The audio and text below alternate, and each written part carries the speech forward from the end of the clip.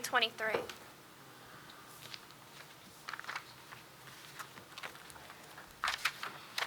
I hereby declare this meeting of the Howell Township Zoning Board to be open. Adequate notice having been given pursuant to the New Jersey Open Public Meeting Act in the following manner. First, on March 31st, 2023, a copy of said notice was mailed to the Asbury Park Press and the Star-Ledger. Second, on March 31st, 2023, a copy of said notice was hand-delivered to the clerk of the Township of Howell. Third, on March 31st, 2023, said notice was posted in the office of the Zoning Board and on the Bulletin Board in the Howell Township Municipal Building, 4567 Route 9, Howell Township, New Jersey. In accordance with the Fire Prevention Code and for your safety, please be advised that this facility is designed with 2 emergency exits, which are on your right and at the front and rear of the meeting room. Furthermore, smoking is not permitted in the municipal building. Please take note that this meeting is being videotaped for possible future broadcast on Howell Township TV 77. This meeting is a judicial proceeding. Any questions or comments must be limited to the issues of what the board may legally consider, and reaching a decorum appropriate to a judicial hearing must be maintained at all times. Thank you, Eileen. Eileen, a roll call, please. Mr. Barillo. Here. Mr. Cantor. Here. Mr. Hughes is excused. Mr. Mertens. Here. Mr. Roscoe is absent. Mr. Roscoe is inbound. He'll be within minutes. Okay. Okay. Mr. Stanton. Here. Mr. Ryan. Here. Mr. Rubel. Here. And Chairman Saya. Here. You have a quorum. Thank you. Will everyone please join me in the Pledge of the Allegiance? I pledge allegiance to the flag of the United States of America and to the republic for which it stands, one nation, under God, indivisible, with liberty and justice for all. Thank you. Andy, can we have a swearing in of the professionals, please? Yes, please. Raise your right hand. Do you swear the testimony you give will be the truth, the whole truth, and nothing but the truth to help you God? I do. Can you just state your name starting from Jen down? Jennifer Beam. Shari Spiro. Ray Savacool. Bruce Klein. Your professionals are sworn, Mr. Thank you.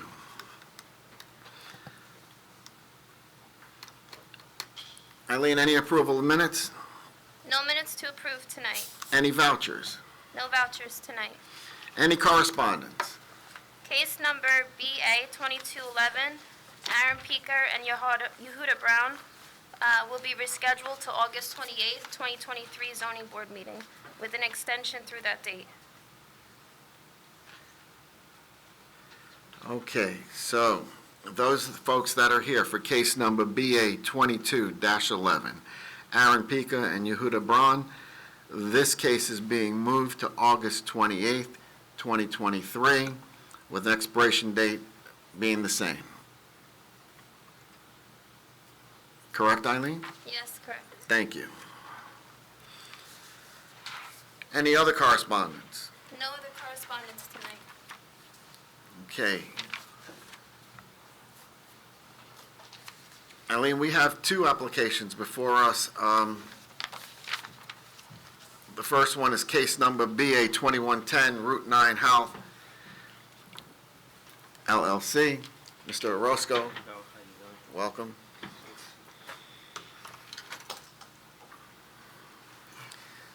The application of Route 9 Howell LLC as applicant and owner of a premises known as Block 71, Lot 20, seeking use and bulk variance approval to construct 2 separate warehouse buildings, including 4 separate office spaces totaling 190,000 square feet of warehouse and 10,000 square feet of office space with associated parking, trailer parking, loading and stormwater management facilities. This is a bifurcated application. The applicant is only seeking a use variance approval at this time. This application was previously scheduled for December 19th, 2022, when it was carried to February 27, 2023. On February 27, 2023, this application was partially heard and carried to June 26, 2023. Expiration date is July 31, 2023. The eligible voters on this application is Barillo, Cantor, Hughes, Mertens, Orozco, Ryan, Rubel, and Saya. I believe Mr. Stanton is recused from this one. So Andy? Yes, Mr. Chairman. And the board is continuing jurisdiction, you can proceed. Okay, can Mr. Stanton step down for this particular application? If he's recused, yes. Yes, okay.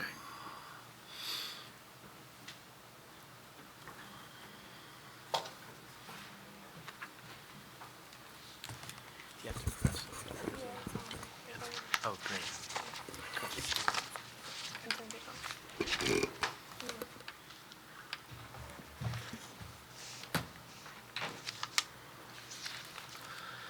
Good Mr. evening, Pate. Mr. Chair. May we begin? You may begin. Good evening, all, and nice to see everyone in person. It has been, for me, since February of 2020, since I have had the opportunity to sit before you. This application is a continued application. The board heard the testimony on February 27th, 2023. Testimony was presented by the applicant's engineer, Peter Strong, and the applicant's architect, Stephen Radasti. There were a number of comments that were made by the board that evening that directed the applicant and the applicant's professionals to supplement materials that had been provided and to revise plans that had been provided. And this evening, we're prepared to present that to you. When the board carried this application from February, they carried it to an April date, which was a date that the applicant's professionals were unable to meet, and then carried to this evening. We went from a virtual to live, and as a result, we republished and renoticed to put the public on notice that tonight was a live hearing before the board.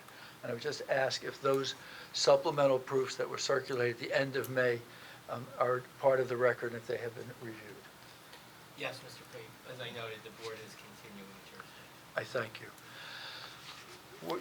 you. Mr. Chair and board members, we came this evening prepared to present the testimony of the four witnesses. Last week, we received a report, a valuable report that came from T&M, and it was a traffic review letter. The traffic review letter dated June 20th, we reviewed and went to work on that review letter. That was 6 days ago. We had, since that time, the opportunity to meet with the professionals at T&M and to discuss revisions to the plans that are responsive to comments that are in that letter. One of the revisions is a substantial revision to the design of the entrance roadway. And although Peter Strong, our engineer, has sketched it up and could present it, I do not feel comfortable that your professionals have had an opportunity to absorb it and to provide this board with counsel. And I also don't feel comfortable showing you an exhibit for the first time during a public hearing. I wanted to point out that the reason that occurred was that your applicant continues to try to address all of the concerns that are brought to his attention. We just did not have the opportunity to do so and file revised plans with a 10-day window. Tell you all that as we begin, because we won't be able to finish. We do need to submit that revised plan. But we're here, and you're here, and I would like to use this opportunity to present the testimony that we can.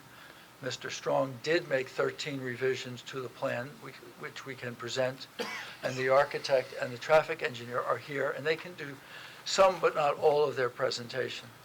And I ask you, Mr. Chair, is that an acceptable procedure? I do not want to waste the board's time, and I look to you for guidance before proceeding. Wait one, please.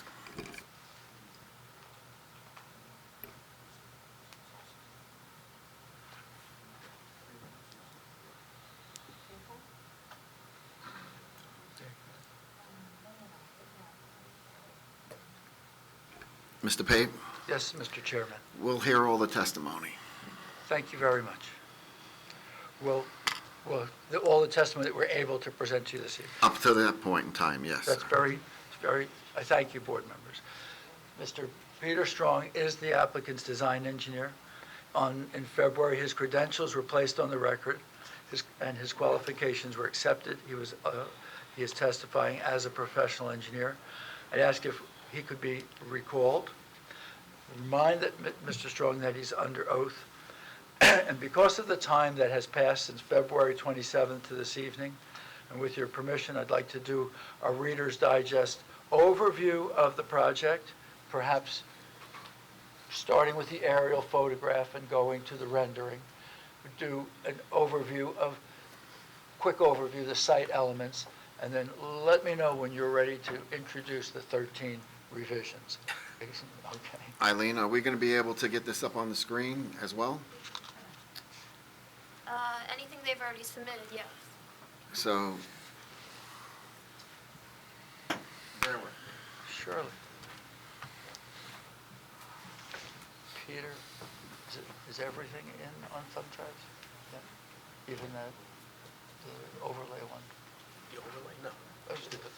No, the one that has the buffer on the aerial. Yeah. That's it, they have that there. Okay, great. Okay.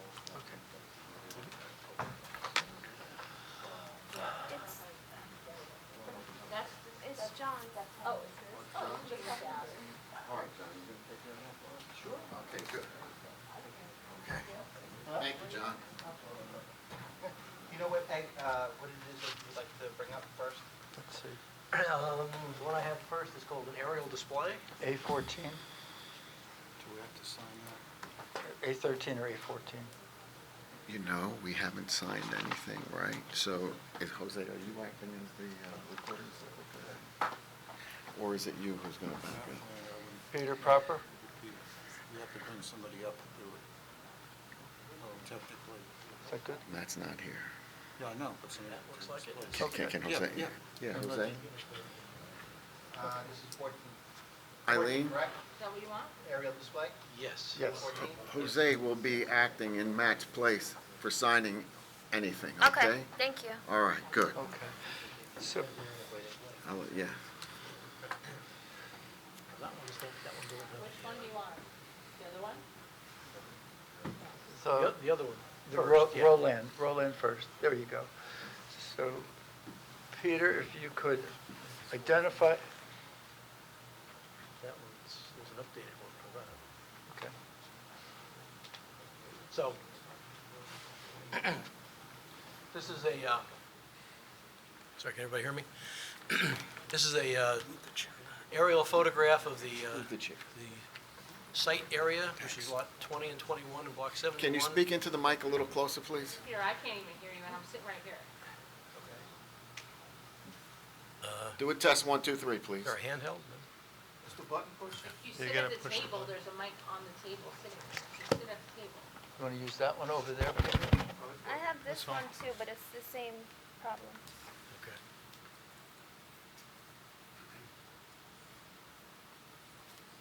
All right, let me try. Just speak closer to the mic, If you that's all. sat there, this is a microphone. Is there, Hey, Ken, Okay. Like this? Hold it really close. Very like he's a rock star.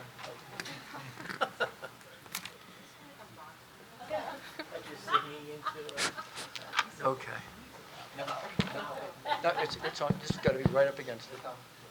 Hello? Yep. So, and this is an aerial photograph of the site area, which consists of lot 20 and 21 in block 71, situated along the westerly side of Route 9, right at the jug handle for Estelle Lane, if you're familiar with that. We've also included property across the streets, lot 52 and 53 in block 25, because there is some road widening along Estelle Lane at the jug handle that would be involved in this site if and when we get the site plan approval. So that Can you guys hear him? No. not very well. I'm sorry, but you're gonna have to talk up. Like, Yeah, I can. I can barely hear you, and I'm right here. There's no way they're hearing you back. okay. So anyway, that's There you go. Perfect. that's the site. It is mostly wooded. There's some clear areas in the front, but mostly wooded site consisting of 9.08 plus 11.16 acres, or 20.24 acres in total. The Site has considerable frontage along Route 9 and straddles the jug handle itself. The property is in the HD1 zone, and we have had the State of New Jersey come out and verify that there are no wetlands on the property. There is a pond, which is in the northeast corner of the site, which is right in there, which has been identified as state open waters with no buffers. So that's no other wetlands on this site. We go to the next display, which I have This is the updated area. as an aerial layout display, but it's updated So it's- with a date of 3/30/23 on it. I don't think that's the one that you have there, though. Dated 12/8/22. No, it's. That was the original date, but it was updated 3/30/23 to reflect the other changes that were made to the site. And I know that I submitted that along with the other displays that we're going to be looking at. At least I hope we are. I see 330, the supplemental stormwater, I see the supplemental use variance, and I see the supplemental jug handle plan. All have been entered with the date of 330. But the colored rendering is not. And the auto turn display. And there's a jug handle display that was submitted as well. Well, that's here, That's there, okay. yeah. So, Mr. Pape, yes, Mr. Chair, we want it up here. yeah. Looking for it. It was, they were, Was it submitted, Mr. Page? they were all submitted just after March 30th, early April, and most of them are on here. A21 through A23 is on there. Yeah, it was submitted under cover letter dated March 31st, I believe.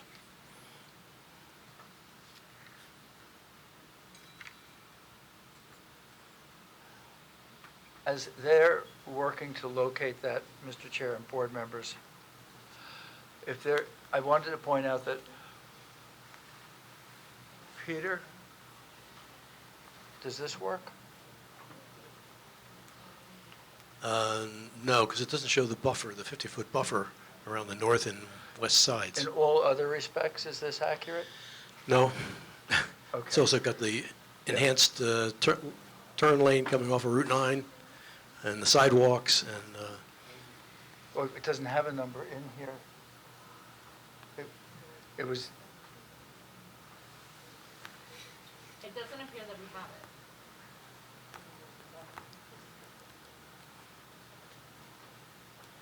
What's the difference between what's on the screen and what you're gonna present? primarily, it's the buffer around the perimeter. Peter, perhaps we Here, could, Can you step that way for one second? Like, that's an aerial photograph with the. right, there's a buffer that goes along the north and west sides. We show the enhanced turn lane into, at the jug handle from Route 9 south. We can go on to the site display, which is going to show all that in a lot more There you go. detail. That's it. There you go. Thank you. Thank you. What is it called? Exhibit N, as in Nancy, 5738, aerial display dash layout. Okay. Thank you. But Peter, before you go to this plan, one of the requests that was made of the applicant was that the buffer element of the site plan be shown on an aerial photograph.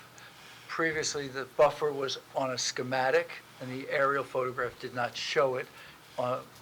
So this one, amongst other purposes, is to demonstrate the 50-foot buffer around the two sides of the property as required. And before Peter goes to that, the reason that our client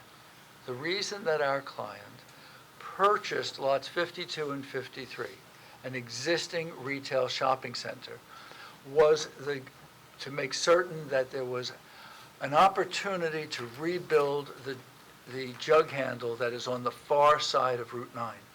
The rebuilding of that jug handle is necessary to have safe and efficient access to our client's site on the western side of Route 9. So our client purchased that shopping center. Happens that he also restored that shopping center to make available the additional lands that Peter will describe as part of the new driveway system. Peter, if you could, using this exhibit, identify the actual proposed development plan and maybe take us through executive style of the elements of that site plan, or that variance sketch. Yes, the site plan shows the two proposed warehouse office buildings, the northerly building consisting of 110,000 square feet, 5,000 square feet of which is office, 105,000 square feet of which is warehouse. The southerly building is 90,000 square feet, again 5,000 square feet of which is office, 95,000 square feet of which is warehouse. We show 83 car parking spaces, which include 7 handicap spaces, 35 loading docks, 15 on the westerly side of the northerly building. Is there, and another 20 spaces on the southerly side of the southerly building. We have 22 trailer parking spaces, 22 of which are in an area between the two buildings, and the other 8 of which are on the westerly end of the site.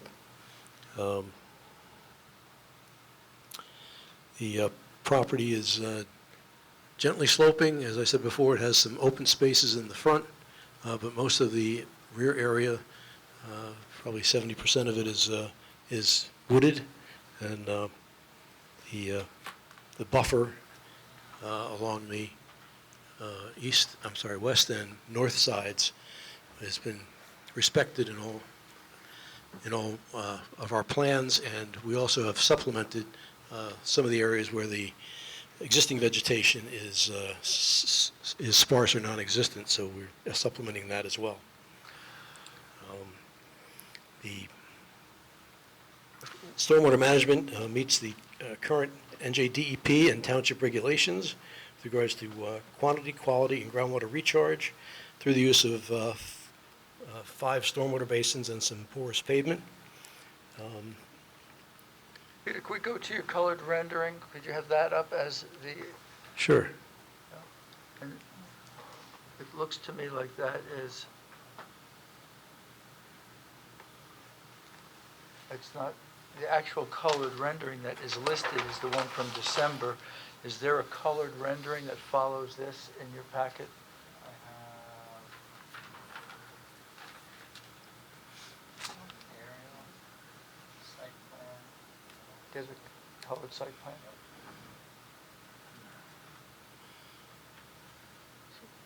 That's what we're looking for. Right, Pete? I think so. I'll have to wait till it fills in, but it looks right. Is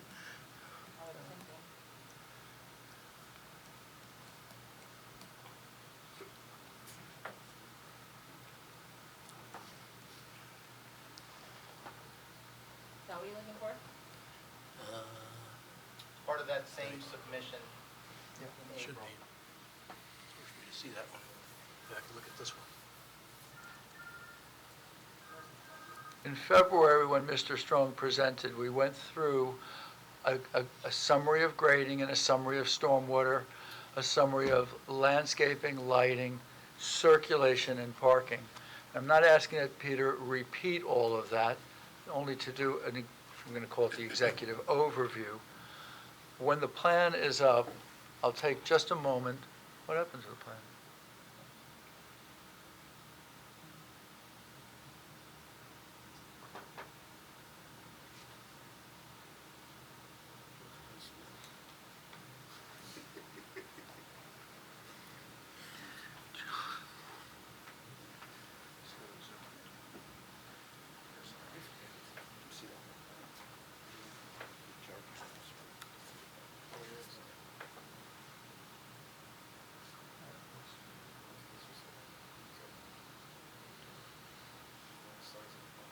Yeah, that's the correct display once it finishes populating.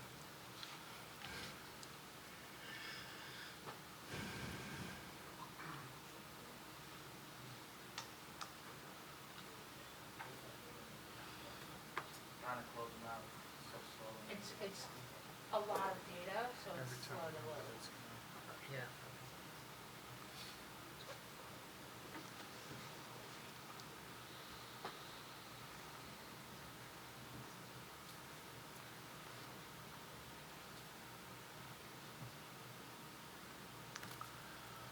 Again, while it is loading, I can share with you the portion of the site that was reworked over the last few days after receiving the traffic directions is the driveway coming off of Route 9 and going between the two buildings.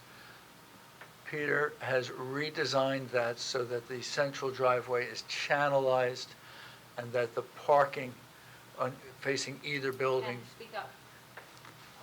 I need to speak up? Oh, wow. You need to speak up, they cannot hear you. Oh, wow. I can barely hear you, I'm sitting right here. While this exhibit is coming into focus, the revisions that are made to the plan that we're not showing you this evening because they were just created, is to redo the central portion of the site, the driveway between the two buildings. The driveway, your traffic engineer identified conflict movements, and Peter and Scott Kennel have come up with a redesign. So that portion is going to be on a new plan when we return before you. Peter, is the plan ready for you? I think so, yes. If you could just take us through, you did grading, drainage, you indicated there are 5 drainage basins. If you could describe the 5 drainage basins, then if you could go through the landscaping, and then let's go through the revisions. Okay. The drainage basins, there are 3 stand-bottom infiltration basins along the northerly side of the northerly building, which take the stormwater from the proposed warehouse roof, as well as some of the truck loading and driveways, and mitigates the quantity and recharges the groundwater, as well as filtering out the impurities to improve the quality of the water as required by the current regulations. There's also, on the southern end, there's a detention basin that, there you go, that takes a good portion of the other warehouse building, as well as some of the rest of the parking and driveways, and does the same thing there as a sand bottom infiltration basin. Then there's a 5th smaller basin that takes in the area on the south end of the south warehouse building, and again recharges and reduces the flows from the site by using a sand bottom infiltration basin. The last stormwater element is the area that's underneath the parking, where the parking spaces along the north side of the south building is porous pavement with stone storage underneath it, so that has been designed to take the rest of the stormwater that is not included in the other the other 5 basins. Is this different than you presented to us already? No, Has anything changed?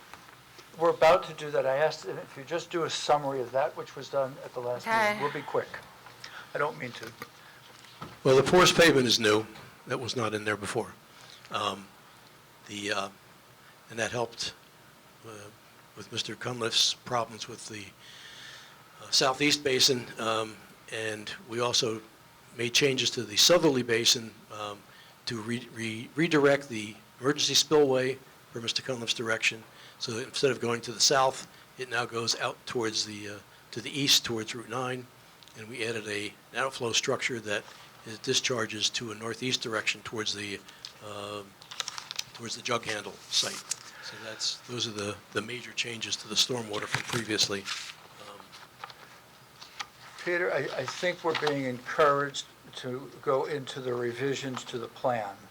So I'm going to ask if you could Do you have your outline of the revisions? Yes. If we could go through them one at a time and identify, each of these is a revision that was created as a result of a comment either from a board member or from Mr. Cunliffe or from one of the other consultants or professionals who rendered a written report. Sure. Thank you. So the first is we added 4 trash recycling enclosures, which were not shown on the plan previously. 2 in this area here, where on the westerly end of the site, so that they would be accessible to the northerly warehouse building, and 2 additional ones on the southwest corner of the southerly building, so that would be available for the occupants of the southerly warehouse building. We also added a note to the plan that indicated that if there's a request or a requirement to use trash compactors as opposed to the trash enclosures, that they would be located in the spaces at the southwest corner of the southerly building, so we would lose a truck loading dock there, and at the northwest corner of the northerly building, so we would lose a truck bay there as well. But that's where they would go if the turns out that the tenants require that type of facility. Can you describe how the trucks are going to access those dumpsters, especially the ones on the southern end? That would be for Mr. Kennel. Peter, you could do an overview, but Mr. Kennel would do that circulation.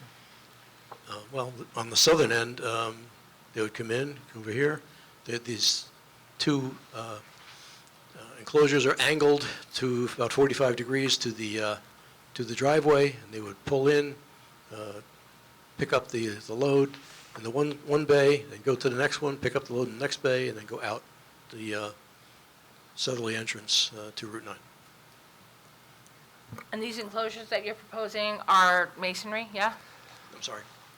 The enclosures are masonry, correct? Masonry, and they will match the architecture of the building. Okay. Same materials, same colors. Yes. Thank you. Yes. And there was a comment that I wanted to make. If there are compactors, the compactors' hydraulics would be inside the building. There was a question of whether trash removal would involve any noise-making mechanisms. The hydraulic element of the compactor would be inside the building. Peter, I think we have the other receptacles to address. So, Mr. Strong, you described them as a 45-degree angle. They look much closer to a 90-degree angle to me, so I guess in the future revision, you would show the truck turning templates in order that they would adequately access those enclosures. Sure. And, well, the northern ones are pretty much the same thing. They would come in, they would turn around in the area by the truck loading docks and come in and access the 2 trash enclosures, and then go out either through the main driveway back to Route 9 at the Stella Lane jug handle, or continue south to Route 9 south. We added pedestrian walkways. We added pedestrian walkways all the way along the entire frontage of Route 9, as we were requested to do. We brought the sidewalk into the site and accessed the office areas. There's crosswalks across the driveways, and then there's sidewalks that run along the front of the northerly building, the north end of the southerly building. Peter, I cannot hear you, and I'm literally sitting 10 feet away. Can you hear him? It's not clear. Right. I don't know how many times I have to say it. You have to speak up into the mic, because they cannot hear you. Okay. Hold on 1 second, please. John, can you zoom in on the sidewalks? Yeah, much better. All right. So, yeah, go ahead. Just give it some time. Yep. There was a discussion with the board in February about that sidewalk along the highway and how it should cross the different intersections. And Peter, I think if you could just, when we have it zoomed in, if you could just show how you did it. We followed your guidance. And also, Peter, if you could point where you created an island where pedestrians can stand as they're going, coming from the north and traveling south. Where would you like to be on the, like, Perfect. You For got now, it. this is fine, yeah. Thank you, John. Thank you.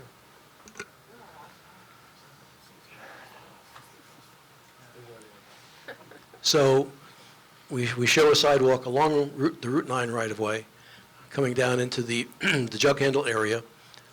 That also runs into the site itself, which we'll show more of that later. It crosses the new turn lane that we're creating, which we haven't really talked about yet, but we're creating a turn lane from the southbound Route 9 to the jug handle and the entrance to the site. And there will be a crossing there. We've created an island in that area, which would be in between the southbound to westbound turn lane and the crossing traffic from the Estelle Lane through lane. And that triangular island would be there. The sidewalk and crosswalks would go to that. The traffic posts and lights themselves would be partially in that island as well. There's another crosswalk that would cross the throat of the jug handle, across the access aisles, and then it would continue along the Route 9 right-of-way to this point in the southerly end of the jug handle, and would cross at 90 degrees to that to make it the shortest distance possible for the pedestrians, and then continue farther south all the way to the southerly property line along Route 9. Now, if you could go to the left, to the west, yes. You know, So Mr. Pape, maybe we could make it a little smaller, maybe? that sidewalk coming across the turn, you know, that's not going to be doable, because people come down and use that jug handle to get over to BJ's and across and up on the other side. When the light turns green, they're shooting through it, you know, it's coming down. So how are you going to delay traffic when someone's crossing that jug handle? The sidewalk should go around the jug handle and back for pedestrian safety. Maybe Mr. Kennel can talk about it. We came, Mr. Chairman, we'll follow your guidance. We came out of the meeting in February with the understanding that this was the route that was the direction of the board and professionals. Jen? I mean, honestly, it's up to you guys, but I do feel that people won't do that. They will just walk straight across. They'll wait until there's no traffic and they'll cut straight across. They're not gonna take that circuitous route. They won't do it. I understand what you're saying, and it's definitely a safer sidewalk alternative, 100%. People won't do it. They'll wait. Right now, people are walking on Route 9 with no sidewalk, right? And they're taking the most direct route. So they're gonna sit there at that driveway entrance. They're gonna wait until there's no cars coming, and they're gonna go straight across.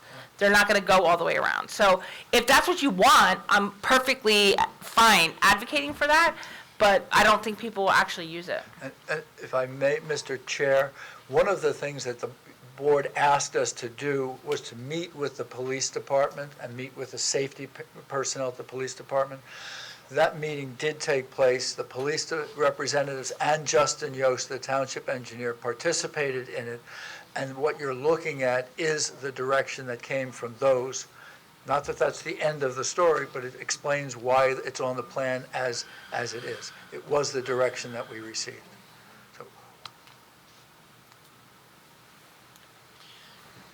So as far as with the on-site sidewalks go, we looked at the area by the jug handle. We're bringing a sidewalk into the site, then up into the office building that's at the southeast corner of the northerly building. And then we're crossing the driveway entrance for the small parking area near that office, and again crossing the the main driveway to get to the office that's at the northeast corner of the southerly building, and then there's a sidewalk that runs all the way along that building to the west. And when we get to the westerly end of that building, it splits and it goes to the south to the office area that's in the westerly side of the southerly building, and eventually to the truck loading docks, and it also goes across the driveway into the north to the office that's at the southwest corner of the northerly building. So that's how the sidewalk network would interconnect from Route 9 to all of the office areas and the car parking that's proposed for the site. Mr. Chair, another direction that was given to the applicant in February was to locate the bus stops on Route 9 that are in closest proximity to the site. I can share with you that there are bus stops at the Route 9 Alexander Road intersection and the Route 9 Lanes Mill intersection, that they are on both the north and south side of Route 9 in those locations. Peter, if we could go back to that intersection, and I know that there were questions and concerns about the adequacy of the driveway, the redesigned driveway design. If you could take us through all of the elements of that intersection, beginning on our side of the highway and then going to the far side of the highway.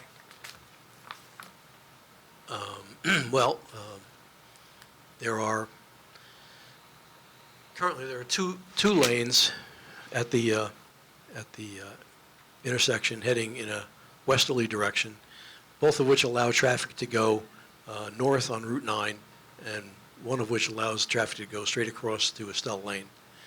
We're adding a through lane element from across Estelle Lane to bring traffic into the site.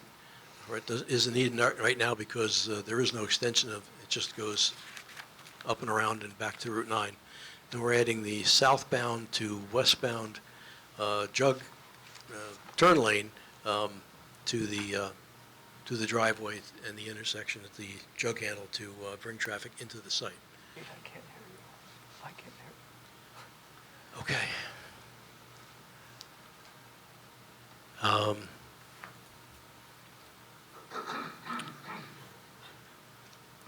The other side of the intersection doesn't really show here too well, but there is one lane at the current time that would allow people to go right and go north, or left and go south. We're adding a lane.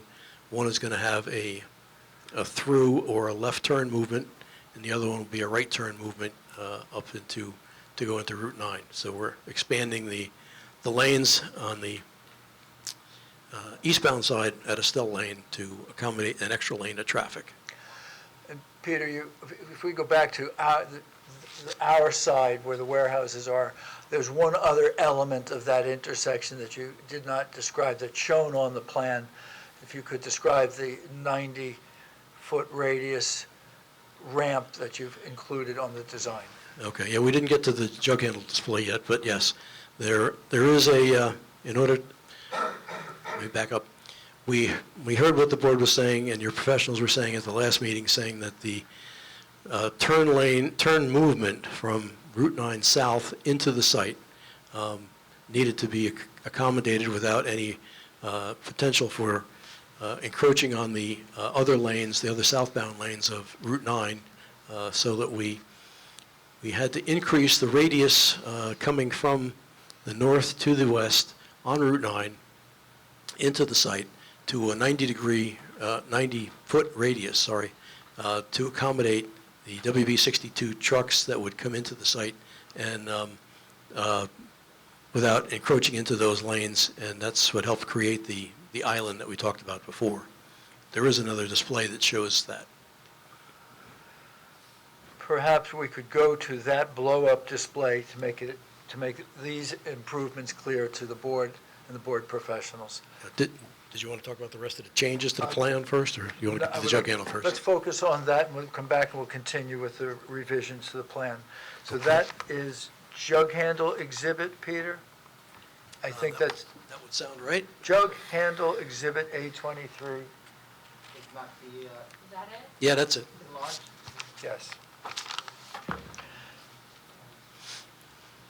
And Peter, if you could just share with us what is made clear on this blow-up.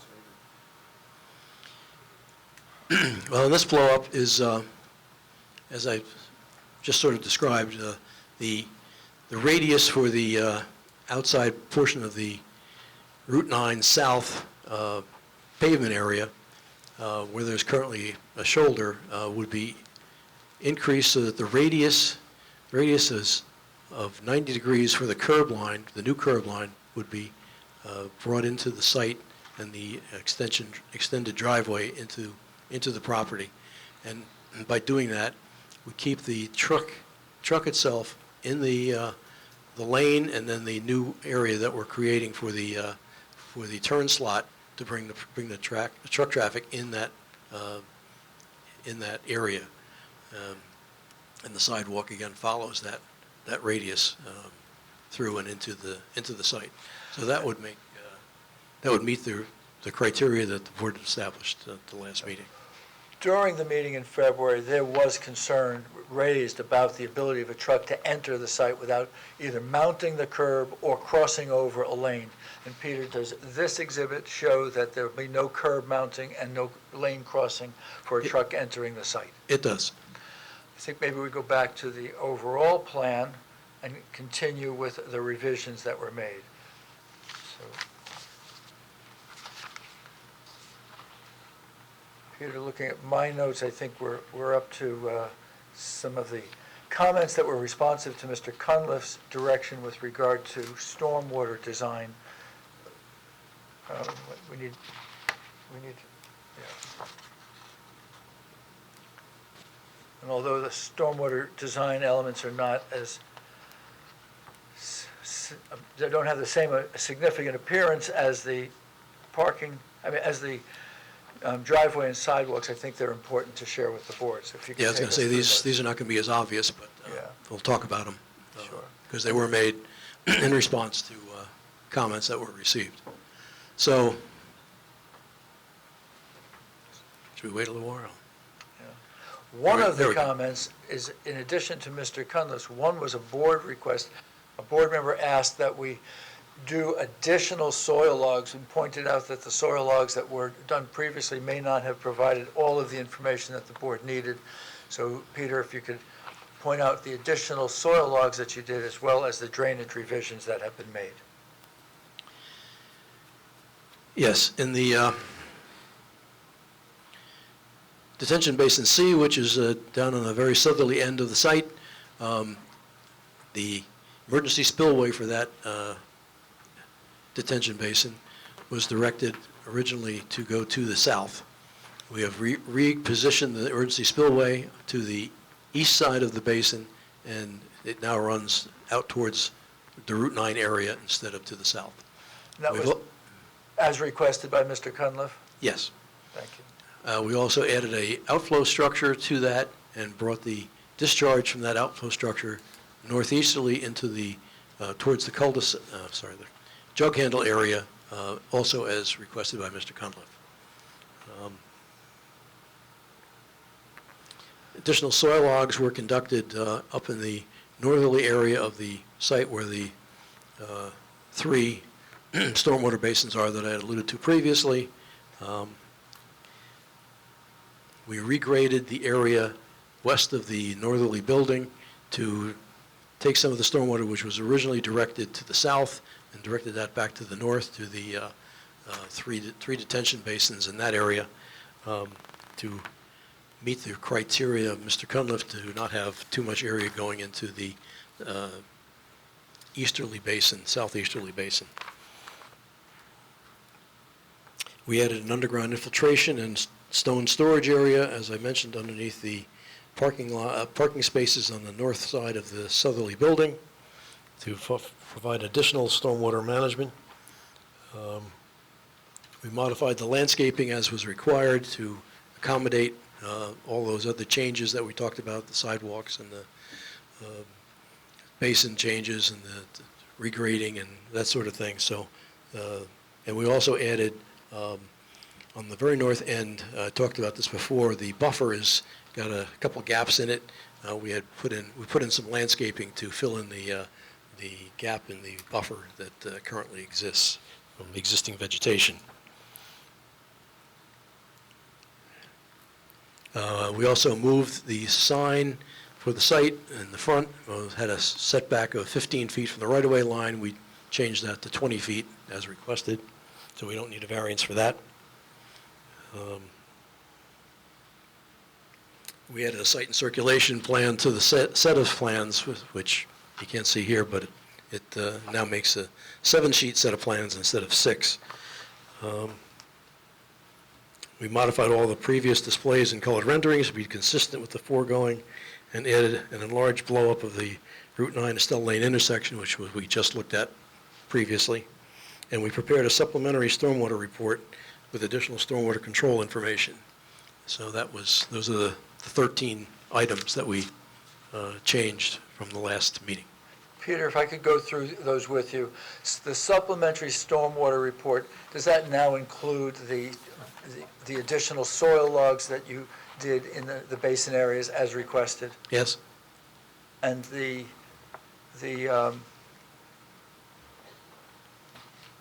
all of the stormwater revisions, including the use of the underground stormwater system, as you just testified, again, following the suggestions that were presented to you by Mr. Cunliffe? Yes. Have you had an opportunity to review with... Just to be clear, Mr. Page, I've heard Mr. Cunliffe's name several times. So those recommendations are made in order to conform to the requirements of 7:8 stormwater management requirements for a major development. Is that correct? Yes. Okay. Yeah, thank So those are required. There we are.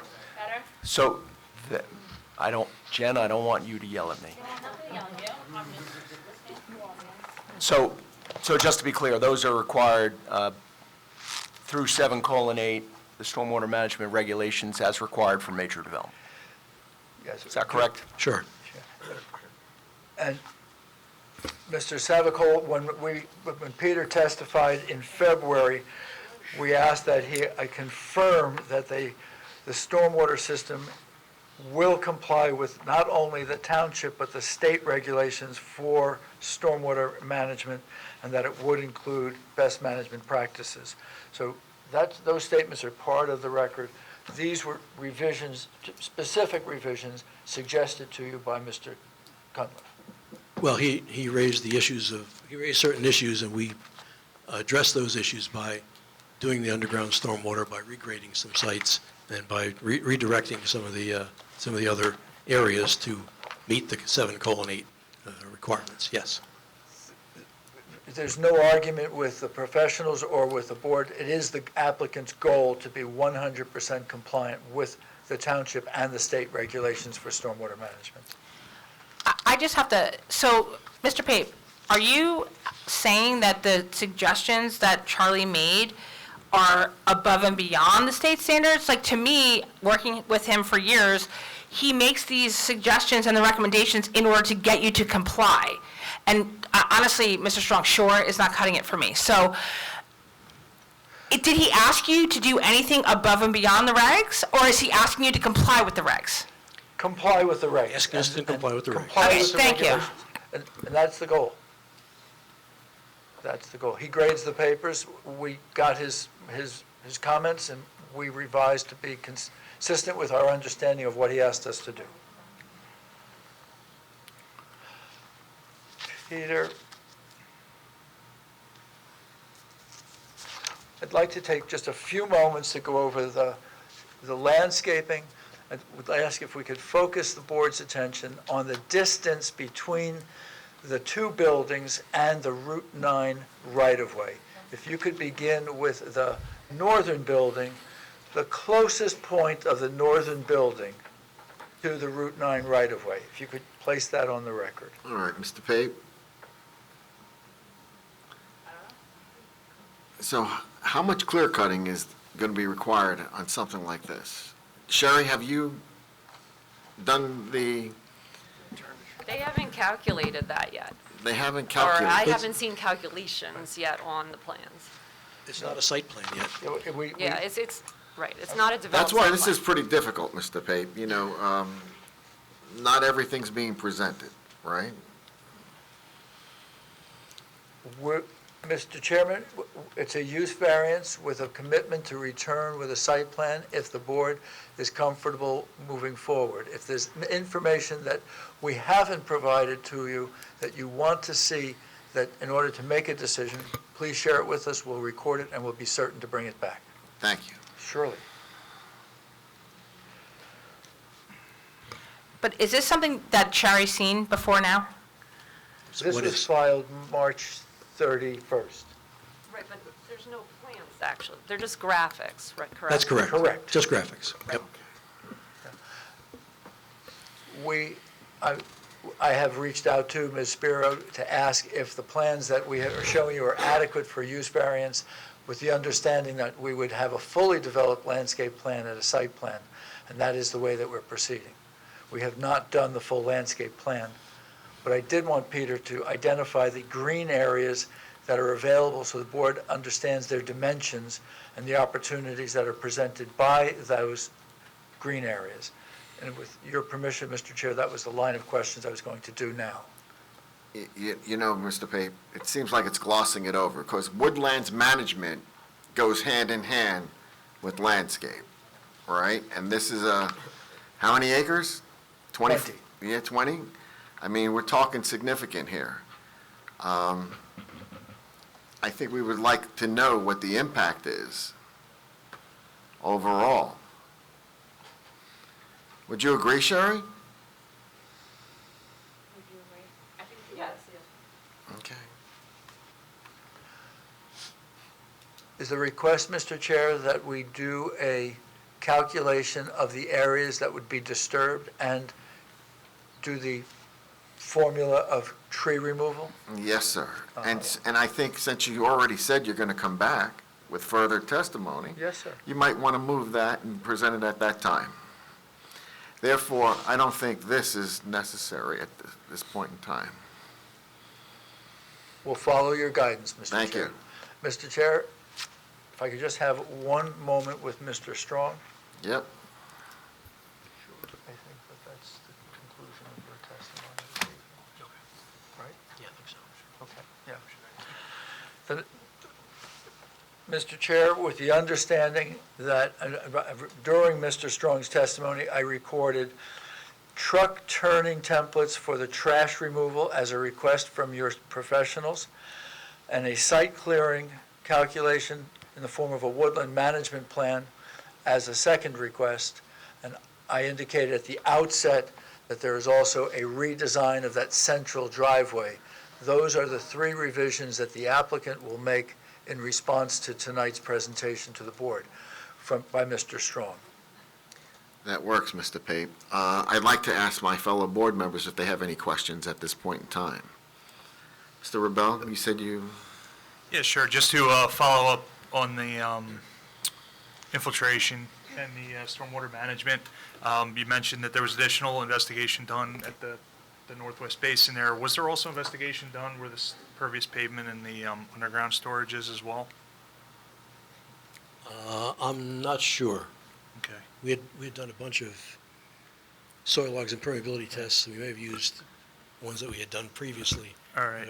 Yeah, I would double check the stormwater BMP and make sure you're in compliance and you have some testing done within the footprint of that pervious pavement and the crushed stone. The plan does indicate that they did 2 additional test pits in the They did. location of the porous Okay. pavement. Yeah, I didn't have it up here. I'm sorry. Thank you for that.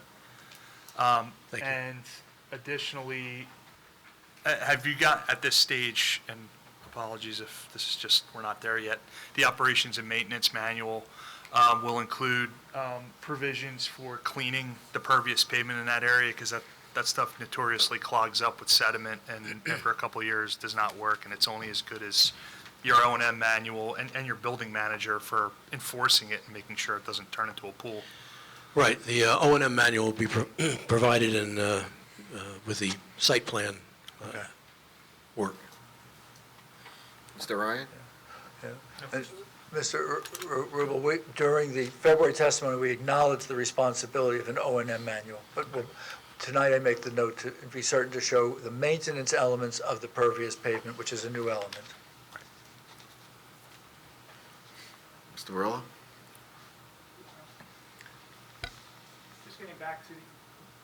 Just getting back to the, that jug handle, so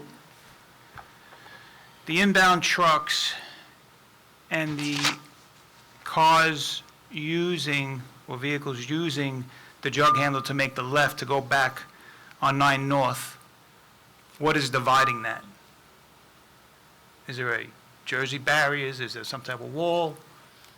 No, it's just a standard intersection where you've got traffic going in both directions, and there's paint lines in between them. A double yellow line between the opposing traffic and white lines between the traffic going in the same direction. I don't know, I see that as a bit of an issue. Okay, well, do you have a recommendation? Well, we also got our traffic engineer coming up, so if you want to talk with him a little bit, that he might have more information on that. Okay, yeah, we'll wait for his testimony. Okay, you good? Yeah, for that, yeah, for now. Mr. Cantor? Just adding on to the concerns about the intersection and the pictures. Can I get up and point? Go ahead.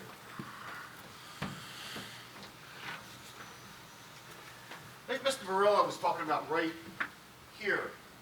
It's going to be dangerous for trucks even coming in or going out. There's nothing to prevent trucks to hit this, but my concern is if you're entering from here, if a truck is entering from here, what's to prevent this truck from conflicting with a truck that's entering from here? It seems like there's an opportunity for an accident there. And maybe that's for the traffic engineer. I think so, yeah. I think that's an excellent question for him. And then just follow up too, if anybody knows, but how do we get those pedestrian crossing signals installed in there if there's going to be crosswalks? Is that the developer's responsibility, or is that who does that? We will be going to the NJDOT for all of these improvements, and if it is the direction of this board that we request that they include pedestrian-actuated safety signals, we'll take that with us when we go to the DOT. Thank you. And in the past, you also have sent your engineer down with us when we have some of those meetings, so we can do that too. Thank you. Surely. Mr. Roscoe? Mr. Martins? Okay, the traffic pattern in the site, is that something I'd be asking you, or should I wait for the traffic engineer? Yeah.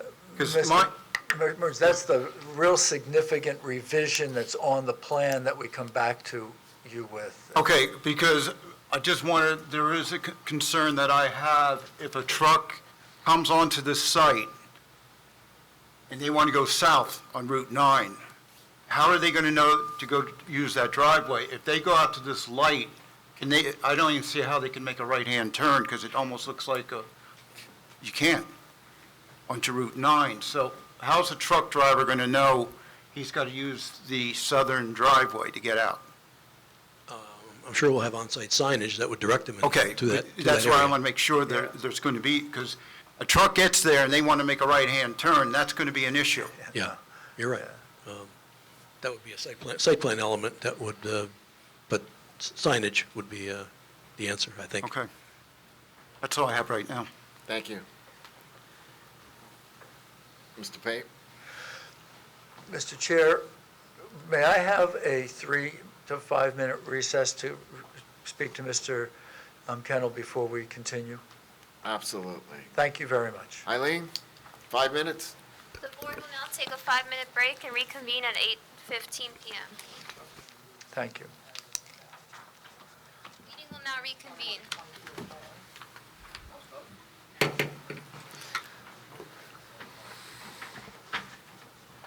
Okay, Mr. Pape.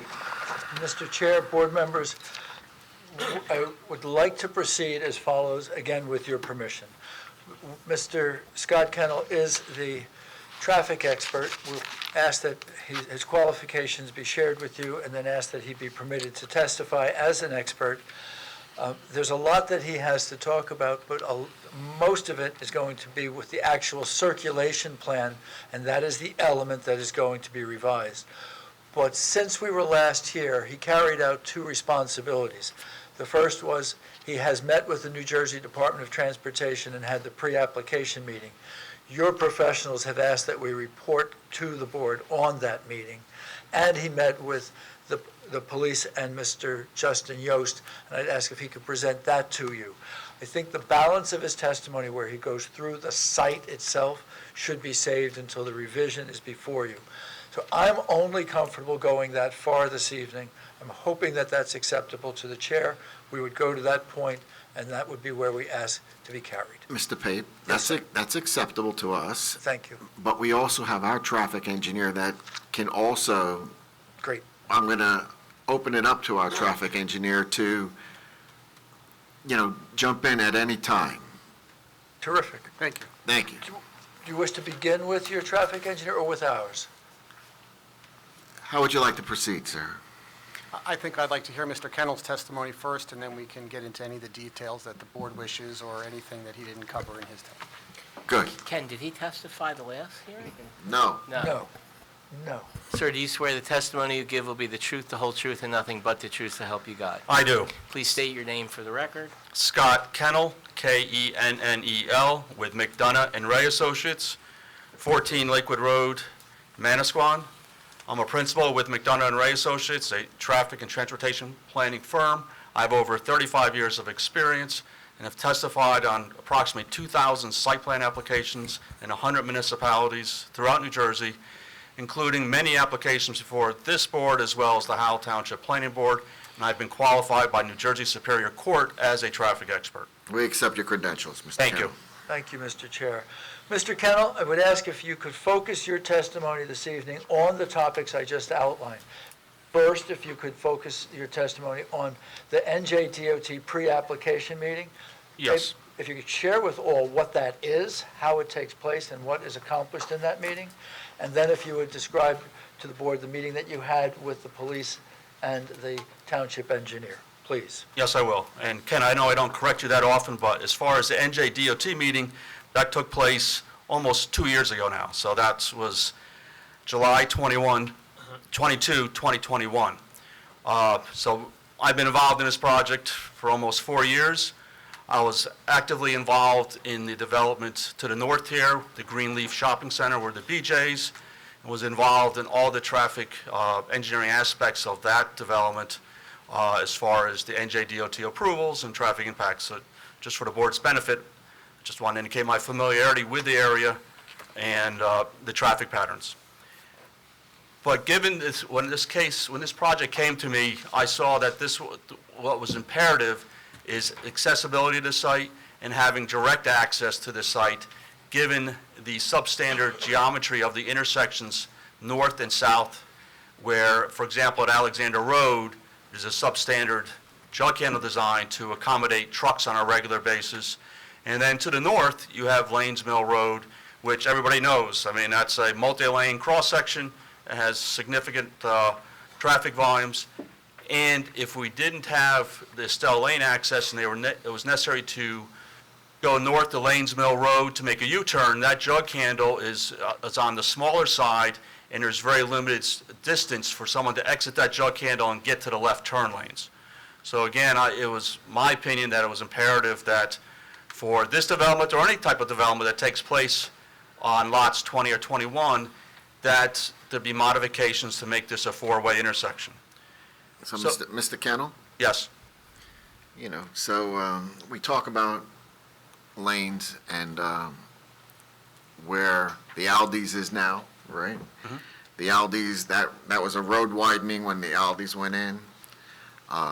When the Lowe's and others went in, we had to modify that and widen that as well and add another lane across to get into the Walmart, So we're very familiar, the pattern there has only grown over time as each applicant has come forward. They've had to make modifications to the infrastructure when it comes to through traffic. And it's still pretty congested up there, even with all of that, sir. Understood. And again, I wasn't given equality, the level of service, I just have my familiarity with the area.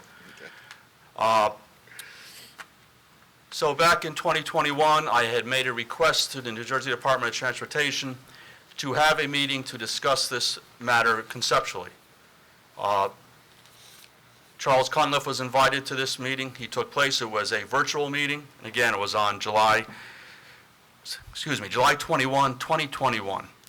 And basically, I took the lead on there in presenting the developer's proposal and the recommendation to make this a four-way intersection by providing direct access to this site. NJDOT had staff there that are involved in the Major Access Bureau as well as their Traffic Engineering Bureau.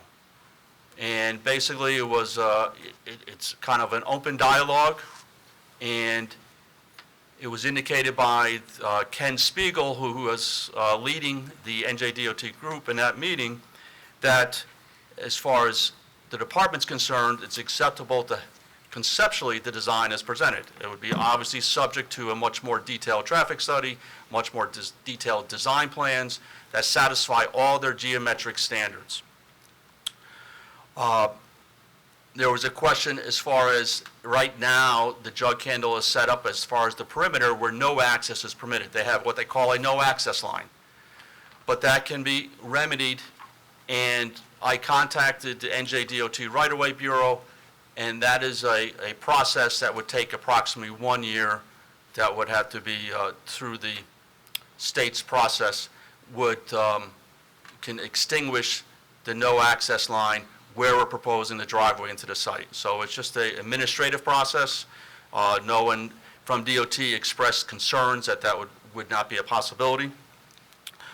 Charlie Cunliffe had raised a couple of questions, and I don't know if this was part of the record. I know this was submitted, this memo, but again, it's 2 years now, where Charlie Cunliffe had questions as far as the no access line and investigate the process, in which I just indicated I did. I had contacted David Cook, who was the manager of the NJDOT Right-of-Way Division, and he's the one who provided me the approximate time frame.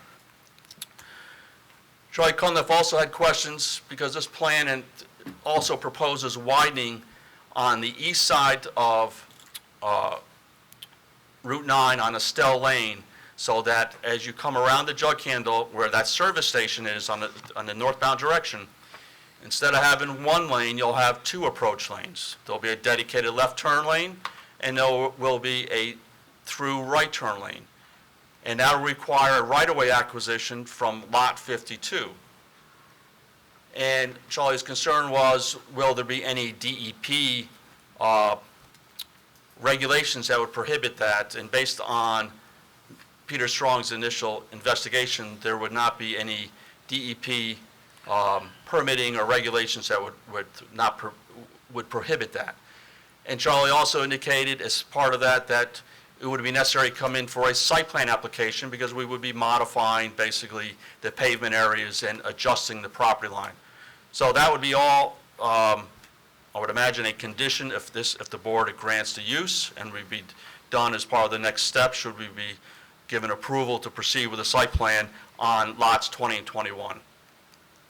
Before you go to the meeting with the police, I would like to make this comment to Mr. Chair and board members. The DOT improvements that we're presenting to the board, we believe are substantial elements of the proofs that this applicant is going to present to support the use variance. This is an improvement that the applicant is offering not only for his benefit, but for all. And because it is an element of the applicant's use variance request, we acknowledge that the granting of this relief by the DOT would be a necessary condition. Not that if the DOT didn't, we have to come back for a revised plan. If the DOT did not approve what we're asking this board to consider, then the use variance would fail. I wanted that to be clear on the record, that we consider this to be an important element of the applicant's presentation to the board, if you would. Yeah, and before I go to the police department's meeting, also to qualify based on some of the questions raised earlier, the Estelle Lane and Route 9 intersection is currently has pedestrian push buttons and signal heads. Any amendment to this intersection would require to maintain safe pedestrian movements with pedestrian push buttons and the appropriate pedestrian signal heads. Can we pull up the plan that was up before, I think, with maybe the truck turning template plan? It was a blow-up. I think that might be helpful for illustrative purposes if we're going to... A23. Right, there you go. Yep, sure is. Scott, before you go, Mr. Kennel, before you go into the conversation you had with the police, maybe we could kind of take a look at this plan in a little bit more detail so the board understands exactly the extents of the widening, and also if there's any critical elements that when the DOT reviews it, if they change, how that may potentially have any impacts to the site or your access to this intersection. One of the things had to do with the truck turning movement there that's shown. I think it's, although on paper it looks like everything just works, I think the DOT may look at a little bit more detail, and I want to make sure that if there are changes to that, that would be something that would still allow you to have a viable site plan in that area if there's more widening that has to get done. It's my opinion, based on what's presented here, that the design here, subject to some maybe tweaks or adjustments once we have on-ground survey and start laying it out, is generally consistent with what I consider an approvable plan. The geometry for the southbound right turn movement and for trucks, again, and I'll discuss later in the next hearing, but basically we're projecting approximately 75% of the truck traffic for this site will be oriented to and from the north, because the 195 is north of this location, and the balance would be oriented towards the south, towards Lakewood. And there was a comment raised as far as having a barrier separating eastbound and westbound traffic movements. The design as presented here is consistent with, I can go and list at least 6 or 7 other intersections on Route 9 in Howell Township where paint striping is deemed appropriate to separate opposing traffic flows. And again, if DOT should see this otherwise, they're the ones going to dictate the final design here. It's their roadway.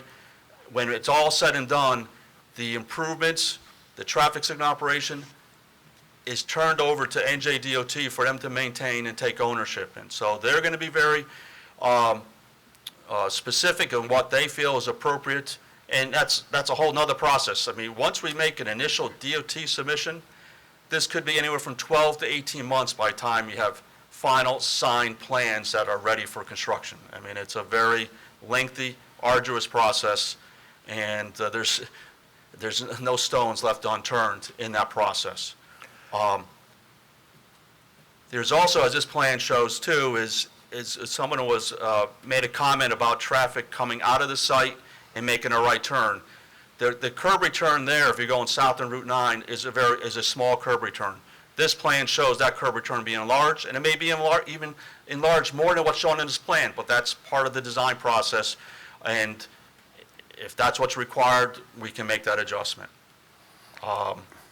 And I guess the one other comment that was made, it was a question about if trucks or passenger vehicles are coming across Route 9 and you have someone southbound on Route 9 making the right turn, that right turn vehicle has to yield to the through traffic coming from Estelle Lane. There will be proper signage installed, and they have to yield to traffic heading westbound coming across from Estelle Lane when they have the green ball.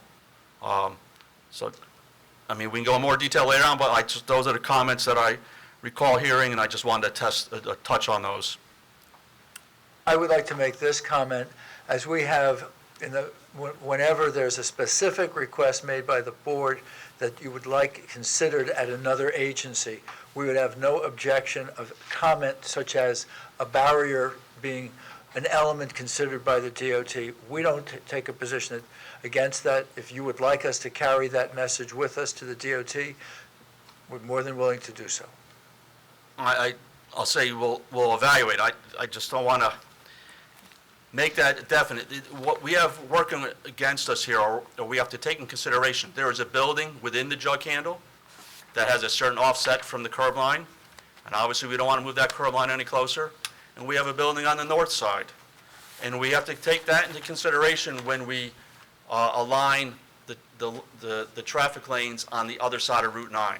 So just for the board's benefit, there are other factors, even though this plan as presented here is consistent with hundreds of other intersections on state highways.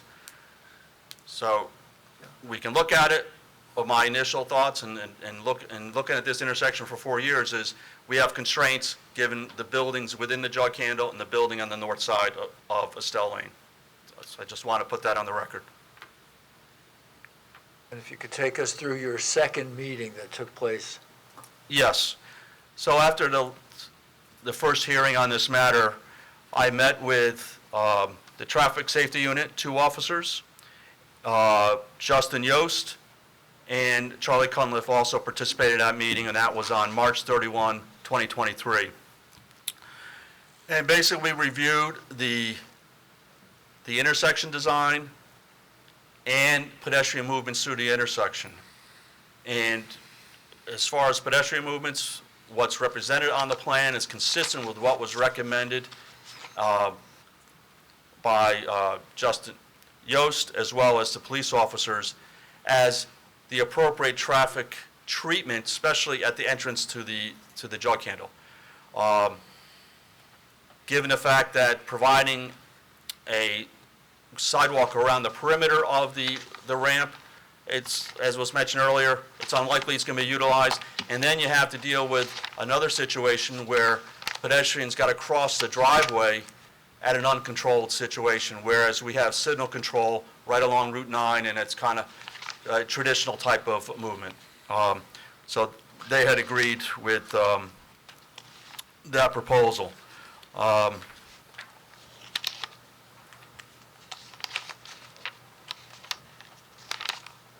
And again, as far as what comments or questions raised by Charlie Cunliffe, he asked for the timeline for the improvements, which I've already testified to, investigate whether there's any DEP regulations that make the Estelle Lane on the east side prohibitive, and providing a truck turning plan for the intersection. And the next comment is for the loading docks, which is generally consistent with the latest traffic review letter we received June 20, 2023. And as I mentioned to Mr. Pape, we're prepared to provide, before the next hearing, provide a point-by-point response to the most recent traffic review letter as well. If I may, Mr. Chair, there was a letter issued by Patrolman Kyle Bush of the Howell Township Police Department Traffic Safety Unit, March 7th, where he commented on the plan, and he states that he reviewed the plan. And the only traffic safety concern is that the engineers ensure no tractor trailers stop or stand on Route 9 waiting to enter the property, and then concludes, other than that, the department has no further comment. So there is a written report from the police also. And I think we have reached the point where we need to have the revised plan submitted, reviewed by your staff, and then Mr. Kennel can conclude his testimony. Mr. Radasti's testimony has been placed on the record at the last meeting. I would call him for a brief summary of his testimony from February and ask that your planner indicate whether there's any issues with that design, and then the last witness is our planner. But at this point, I am not comfortable proceeding without that plan submitted and reviewed. So with your permission, the applicant's testimony this evening is concluded, and I look to you, Mr. Chair, as to how you wish to proceed with the balance of this evening. Okay, Mr. Pape. First, I'll ask our traffic engineer, do we have any questions, comments for Mr. Kennel? The only thing I'd like to add is, Mr. Kennel, I'm not sure if it was brought up, the new intersection has a double left turn now. right? That was the design? That's correct. Was Well, there- the double left exists today. I'm sorry, was there a turning template associated with the double, now that trucks are going to be accessing this a little more often, I'll say, at the very least? I recall when the jug handle was expanded as part of the Greenleaf Shopping Center, that we did truck turning templates. Because of, again, the number of trucks that will be serving that development. So one has not been done now as part of this because the geometry is generally the same, but DOT will require that as part of a formal design process. So we will prepare that accordingly. Scott, I think that it might not be clear to all. This expanded jug handle that exists in front of our client's property, this was a requirement imposed by the board for the Greenleaf Shopping Center people. This jug handle was a requirement of that application. It was a single lane, we expanded to a double lane, correct. So that's why the turning templates were done at that time, but we'll make certain that they're submitted again at this time. Is there a shoulder that's on that current jug handle as you approach the intersection? Meaning, is there extra width there for vehicles, let's say, on the right-hand side or the left-hand side? Because now we have kind of lanes that are right next to each other, and they may not be... Actually, the left-hand lane is a lot wider than the right-hand lane. Okay. And although they're both turn. Right. When DOT brought in and moved the signal indicator, they moved it a little further than anyone ever anticipated. So it's, you come into that jug handle, you go around, you go, okay, why, is it 3 lanes or is it 2 lanes, all right? Yeah. So I'm sure that when you go through the process with the department, meaning the New Jersey Department of Transportation, you guys will go through that, make sure that the truck turn is right, the signal head placement is right. I mean, obviously, there's going to be a lot of changes to this traffic signal once this improvement if this improvement gets in place. That's correct. Okay, board members, anyone have any questions for Mr. Kennel? Yeah, Mr. Kennel, the cars that would be making the jug handle, going past the light, making the jug handle, they're going to be more than likely to be in the right side, making that left to head back towards Lanes Mill. Most of the traffic coming out of this site is going to be trucks. When they start up and they make that turn onto Route 9 North, isn't it those trucks could maybe veer into the right lane of Route 9 North, and the car is going to be almost boxed in as they're making that left turn? Again, this is being designed in accordance with the NJDOT design standards. There is, traffic coming out of the site, has a stop sign, so they have to yield to the traffic that's in the jug handle. And trucks are permitted to use either lane as well as the passenger vehicles. Okay. I'm just saying the worst-case scenario, I can just see there could be, I'm not saying it's going to happen, but there is that possibility that you could have a car making a left on the right lane, and the truck coming out of the site would be making a left, and they may make that turn wider. It's a possibility. It's possible, and I'm trying to recall whether they exist, but there's skip lines that generally are added to intersections when you have a double left to better guide the vehicle that's in the inner lane and the outer lane, and if they don't exist, that is something we can incorporate into. Yeah, because I think it would have to be, because I have seen it happen before, where you can have that issue come up. I would actually venture to say that it would be good if we could try to align your driveway slightly better so that they are approaching into the right lane.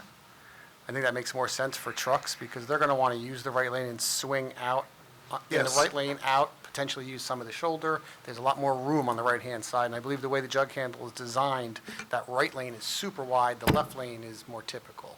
So Yeah, I don't see an issue. Again, that's, Yep. the finer designs, this is really conceptual, but we'll take your comment. And I think it was just to let the board understand that it would probably make more sense for trucks to be in the right lane than the left lane, and when they're in the right lane, then they would have ample room to make that turn. Would you explain, so the record's complete, what a skip line is and why it Well, has a safety element? It's pavement markings, and generally they're spaced a lot closer than what you see on Route 9 as separating the, say, two southbound or two northbound lanes. They're generally 3 feet in length, a 9-foot spacing versus a 10-foot stripe and a 30-foot spacing on mainline Route 9. So it's a tool or pavement marking that's utilized to help guide the vehicle through the intersection so everybody stays in their appropriate lane. Painted lines that says follow this Pavement line markings. to keep people from in lane. Correct.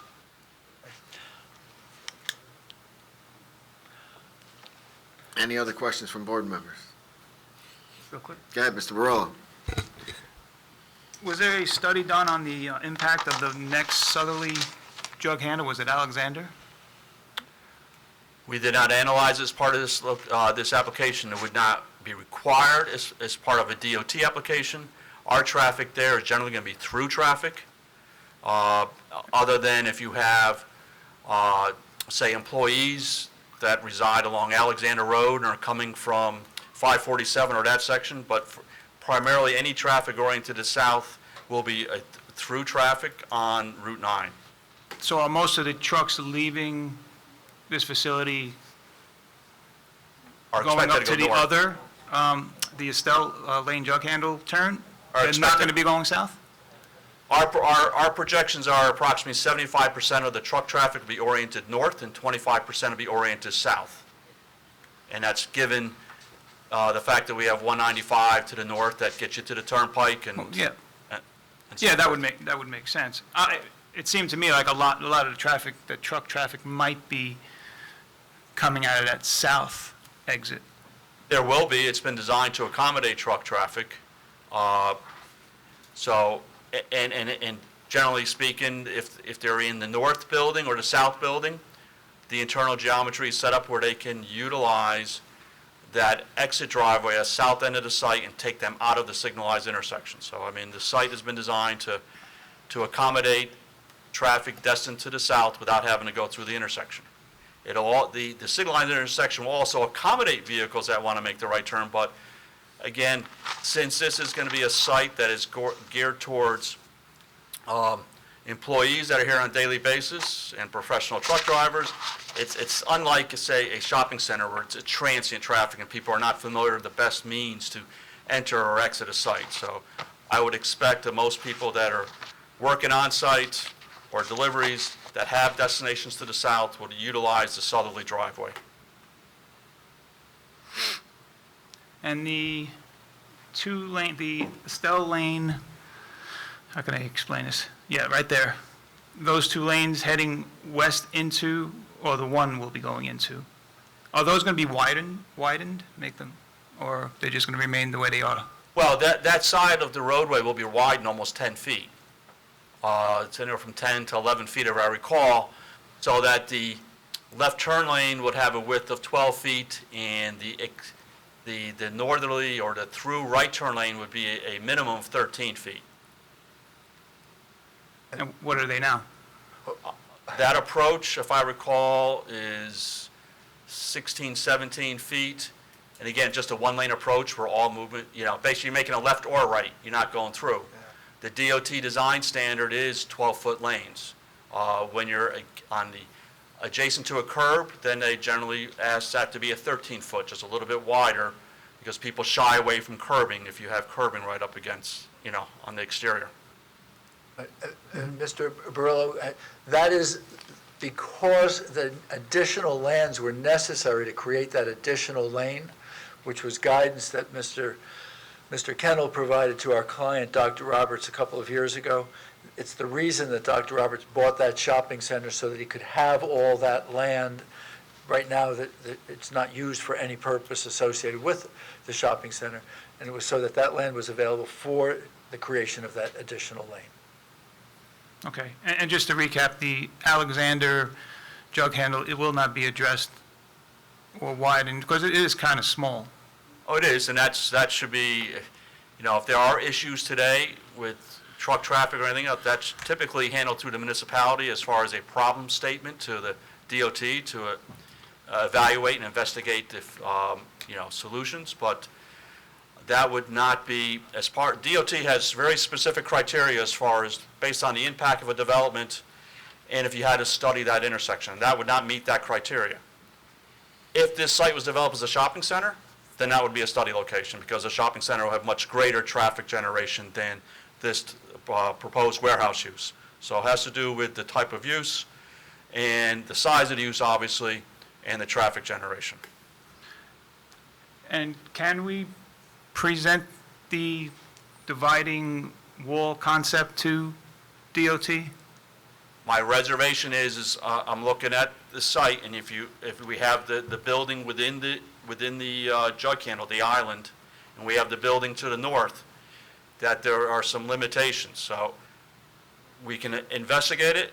I can't guarantee that we can provide it because of the constraints we have on the east side of Route 9. And again, the design we're presenting here is not any different from 100 other state intersections. You know, on state roadways, there's probably seven or 6 intersections within Howell Township that don't have a barrier separating direction of traffic. So there's... Listen, can I just interrupt? Go ahead. You're here asking for a use variance, right? Yes. Okay, so when the board asks you to investigate that, I would strongly encourage you to say, yeah, I'll investigate it. If the DOT comes back and says no, that's one thing. But you guys need to prove no negative impact, and if they think this could potentially be a negative impact, that's problematic for you. So the lawyer has a different responsibility than the traffic engineer. The traffic engineer is sharing with you his history of handling similar applications. The lawyer who speaks for the client says, and I said it before and I'll say it again, we will gladly take your message to the DOT for their consideration.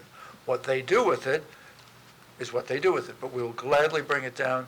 And in the past, Mr. Cunliffe has done a very good job of being the messenger who brings it down. So I think Mr. Kennel is speaking as a traffic engineer and sharing with you his concerns, and as the applicant's representative, the answer is yes. Okay. Mr. Rebel? No, my concern was addressed with Rich, the left hand there, the left-hand turn with the traffic light and where the barrier is. I've gone through there with my pickup truck, and it's kind of hard to make that turn, so making it with an 18-wheeler without bringing that light and the barrier back seems necessary, but if you can provide the turning plots as you have for the right turn lane into the property, that would be beneficial. Will do. Mr. Ryan? Thank you.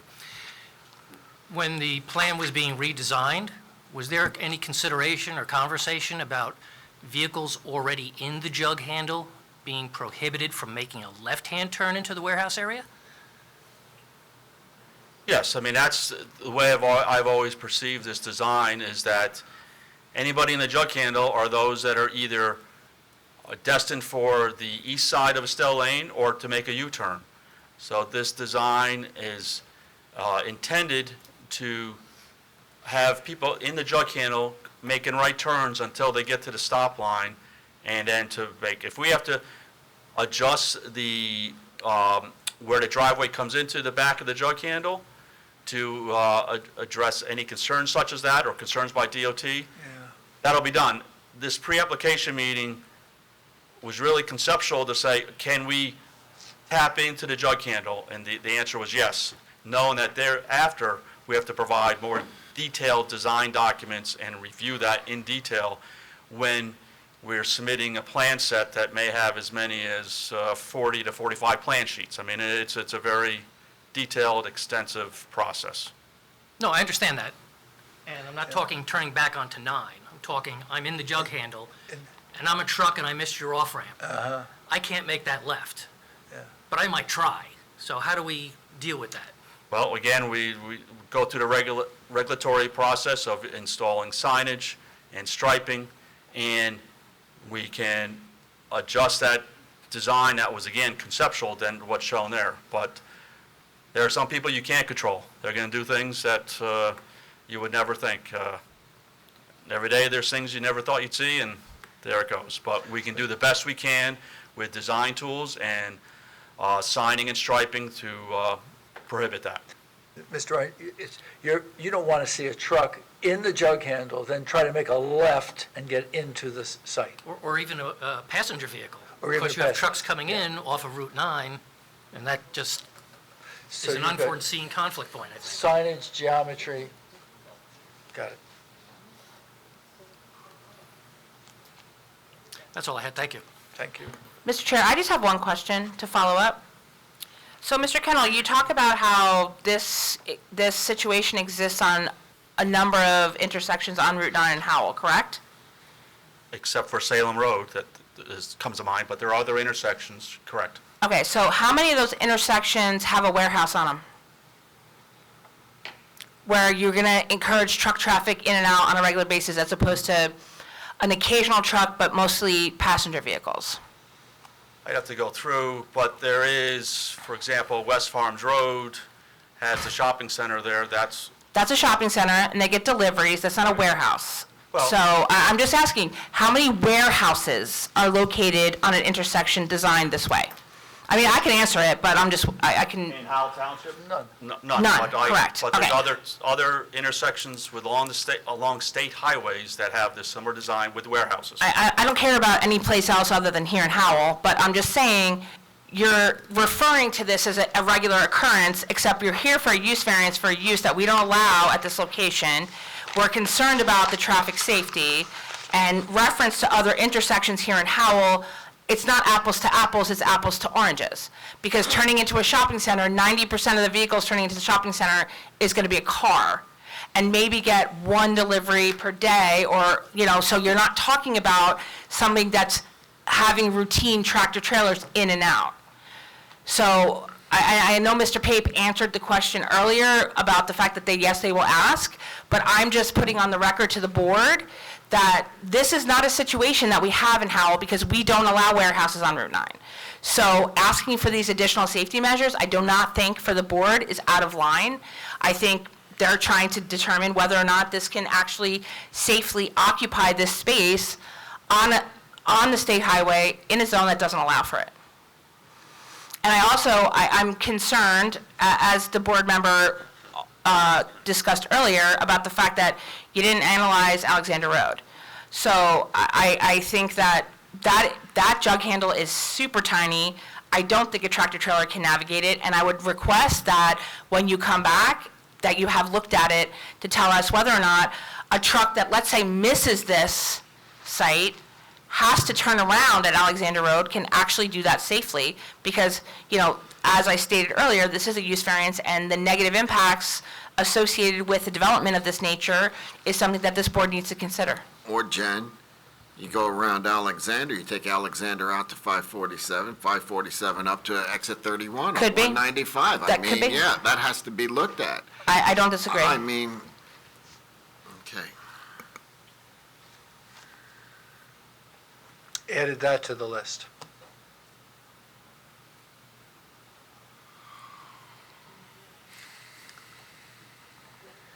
Board members are good? Yes, sir. Good. Professionals are good?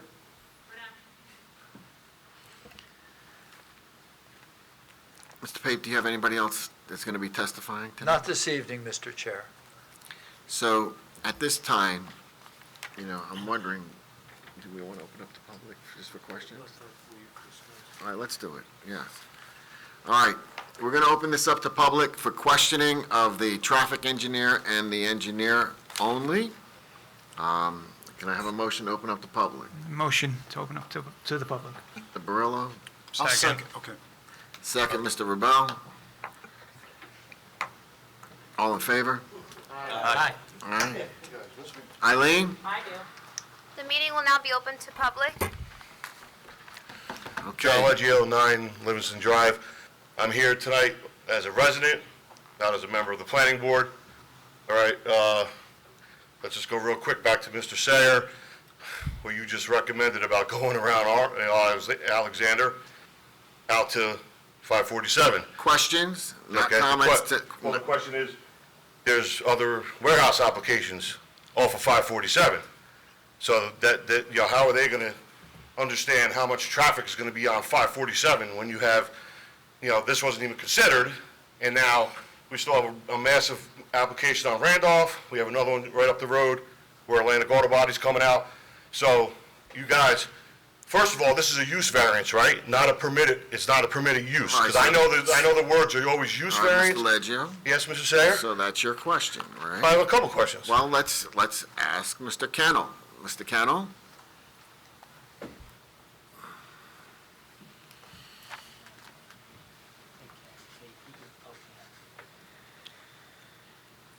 Again, I'll ask the specific question you had. His specific question is, are we going to do a traffic study around Alexander Avenue, now going all the way up around a windy road down Alexander Avenue that's going to lead to 547, which is nowhere near anywhere ready for tractor-trailer use like that, crossing over railroad tracks and all that stuff. Okay, and then they're going to make a left and then go up 547 to hit 195 to go back to the Parkway or whatever they're going to do. So are you prepared to include an entire new traffic study with us having these other warehouse applications? I think that the answer to the question is we'll analyze the impact of the traffic that's associated with this this project on the Alexander Road intersection. But we're not going to then trace that all the way out to the next set of highways. But we'll analyze the impact on that intersection that is there. I think that's responsive to the request. Okay. That's suitable. All right, next question. So Mr. Sayer, let me ask you a question, sir. You've been here a long time, right? And some of the other board members, okay? This use variance word, or permitted use, okay? If our master plan does not encourage warehouses to be built on Route 9, there's hundreds of other things that Dr. Roberts could put on this piece of property, right? And we're here negotiating and talking about warehouses. We have your question. Jen? Mr. Leggio, the question portion is to the applicant. You don't get to question the chairman. No, I'm sorry, you don't get to question the chairman. Okay, so I'll question you, Mr. Pape, because you're a very popular lawyer because you represent a lot of the warehouse applications, right? So I'm going to bring up one warehouse application that was detrimental to the people on Fairfield Road. We had residential use there that this board switched over to warehouse use. Now people on Fairfield Road are going to be dealing with 400 or 500 truck trailers on a daily basis when all that stuff gets complete. Okay? We had another application on Ramtown Greenville Road to expand a warehouse. Okay. And that same thing. Now we have all sorts of traffic coming out of these roads. All right, Mr. Leggio? Go ahead. Questions? All right. Can you put that into a question rather than, And Mr. Chairman, you're going to get another chance to make comments about This is about arguments. traffic for the traffic engineer Okay. and the design So engineer. we'll go back to traffic real quick. To the south of us, with the massive implosion of residents in Lakewood Township and Toms River and everything else coming up Route 9, okay? Does Mr. Pape and his applicant feel that putting a 200,000 square foot warehouse in a non-permitted zone with all these tractor trailers adding to what we are already going through on Route 9 moving northward? And as far as the traffic consultant's concerned, okay, we do this through planning too. He's telling us that 75% is going to go north and 25% is going to go south, okay? That's not accurate because he can't guarantee those numbers. We hear this all the time in the planning board. Okay. It's an assumption of, they're going to go to 195, then they're going to go west, or they're going to go east, okay, whatever. The question is how much of the roadways is going to impact? Mr. Leggio? I'm not sure what the question is. I'm not sure what the question But is. if the question is what my opinion is not, has zero value. I have no expertise in presenting opinions. I am an attorney. I handle land use applications, and we assemble the necessary professionals and present the necessary proofs that are identified in the Land Use Act for a board to consider. Use variance relief is not a crime. It is actually a permitted activity. It is described very clearly in the Land Use Act. Our job is to put that before this board, and I'm very comfortable. And then operationally, we would have to understand better what the site is purposed for. Yeah, and is it going to be detrimental? We don't know yet. We have to hear more testimony. We have to hear more. Is that an honest question? Listen, we have to hear more. You just have the traffic engineer and the design engineer. You have any more questions for them? Otherwise, you'll have another chance to ask more questions. Or to make argument at the end. Yes. Well, listen, the argument that I have. Not now, I mean, Not now. Not now. At the end of, this is just questions for the witnesses that were tonight. on what they testified about. On what they testified about. All right, Mr. Sayer. All right. That's all. Good job, John. Thank you. Anybody else from the public?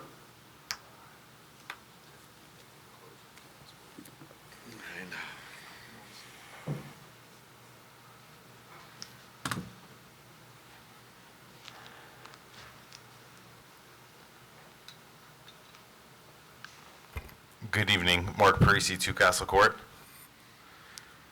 It's nice to see everybody back in person, having met some of you guys. It's nice to see you up here in person. Same with the professionals as well. A couple questions.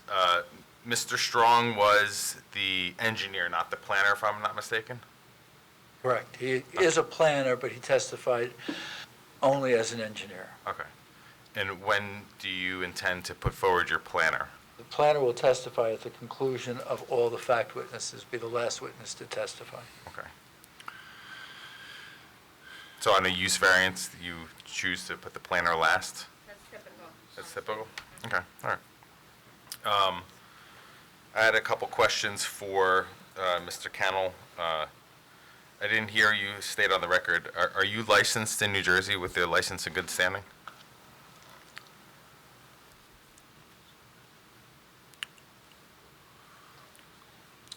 I am not a licensed engineer. I have been qualified as a traffic expert, and I've been doing it for over 35 years and been accepted in New Jersey Superior Court and on over 2,000 applications as a traffic expert. Okay, all right, thank you. I have a few more questions if you want to stay up. Can you tell me how many total vehicle trips, both vehicle and truck, do you anticipate on a 24-hour basis? If I may, that's not the testimony that was placed on the record. The testimony this evening was to describe the pre-application meeting with the DOT and the meeting with the safety officers and the township engineer. The balance of the testimony will be presented when the revised plan is before the board.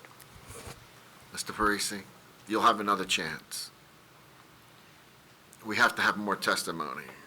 You can only ask questions. He's going to come back, yes. and then when he comes back, I'll have an opportunity to come up and ask him the question about vehicle trips? Yes, sir. Okay. On the use variance, not the site plan? Yes. Yes. Okay. All right. Did the counts that you did in 2019, did that consider the Fountains project on Route 9 North? Did not testify to that this evening. Okay. Without knowing who the tenant is, how can you state the basis for your assumptions with the traffic percentages northbound with southbound? Well, again, I'm going to go in more detail when I discuss the traffic impact study that was submitted to the board.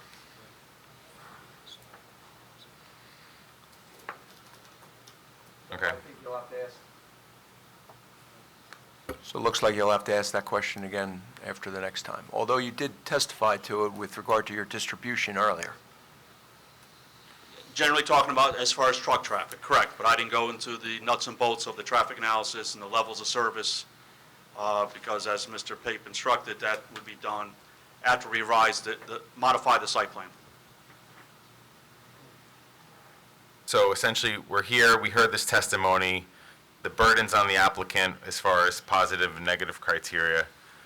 They've testified to certain things. We're up here asking questions about their testimony and maybe trying to flesh out more information regarding possible negative impacts. And now we're being told that we can't get an answer to our question, that we have to come back when they provide more testimony. Because you can only ask questions against what's put on the record. Right. And we haven't seen all the information put on record, sir. Okay, so then my request then is that when we come back, that all of the public, including people that have already come up to speak tonight, will be able to ask questions about the full scope and not be limited to whatever testimony was put on the record today. Correct, sir. That's why we're just doing this as a courtesy. I know the board members are providing the public every opportunity for the two professionals that have testified tonight and what they've put on the record. Okay. Okay? All right, thank you. You're welcome, sir. Anyone else? Okay, can I have a motion to close? Motion. Mr. Orozco and... I'll second it. I'll second. Give it to him. Mr. Barella. All in favor? Aye. Eileen, we're closed. Meeting will now be closed to public. Mr. Pape, Yes, Mr. Chair. so I think we're at a stoppage until the next... I think so, Mr. Chair. We would ask that the application be carried to the next available hearing, that the applicant will make a commitment to, one, provide the transcript that's being prepared this evening to the board so that the board has it available for other members to read and for all members that are here to read. That will be done in a timely fashion so that everyone will have it. And second, the applicant will provide the documentation and the additional information that we've discussed on the record this evening. We'll make certain that all of that is delivered to your professionals with adequate opportunity for them to do a thorough review. Thank you, Mr. Pape. So, Look for a date. we're looking for a date here. Eileen? I have two applications scheduled on August 14th and one scheduled for August 28th, and two applications scheduled for September 11th, and anything after that is open. The application that is on your agenda for the 28th is an application that I'm handling. I would ask, and this application is far older than that one, I would ask that you carry this to the 28th with the understanding that it would be placed at the top of the agenda before you begin the Peck or Braun application. With permission, I would ask that that be the way the board moves That's forward. acceptable. If you could then confirm on the record the applicant's met its notice requirements for that hearing? Yes, you won't need to renotice. The notice for August 28th is sufficient. Then we will be prepared with all of the witnesses, and let me just turn and make certain. Peter, 28th of August. Allison, yes. Steve, we will all be back with you on the 28th of August.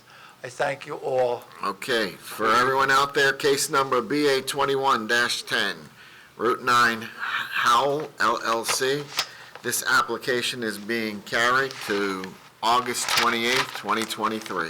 Mr. Pape, I'll need an extension of time. On the record, the applicant grants an extension of time through the end of August and will memorialize it with a letter tomorrow.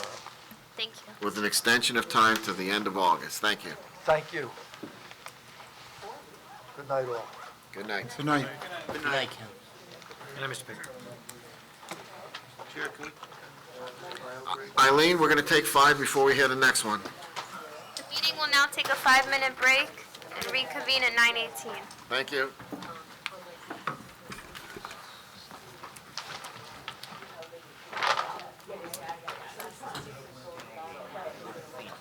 Oh, thank you. You can leave them here, and then I have a little bit.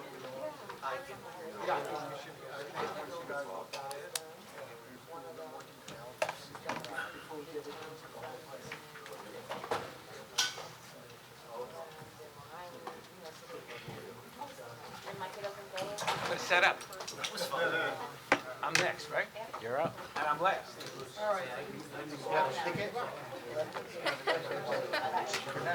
We're all serving number 3. Number 3. Hey, wait a minute. If you don't mind, I'm going to grab the mic from you, and I'm just going to sanitize it. Oh, that's good. You can say No, everybody just follow me. Okay. I'm not going to get yelled at? Actually, I I need you to sit here, Okay. because I don't hear out of this. Wherever you want me. No, that would be the only reason.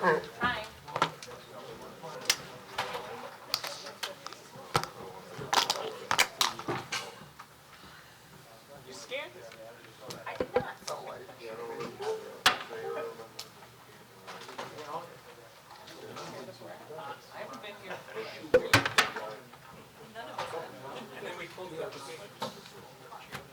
Jack.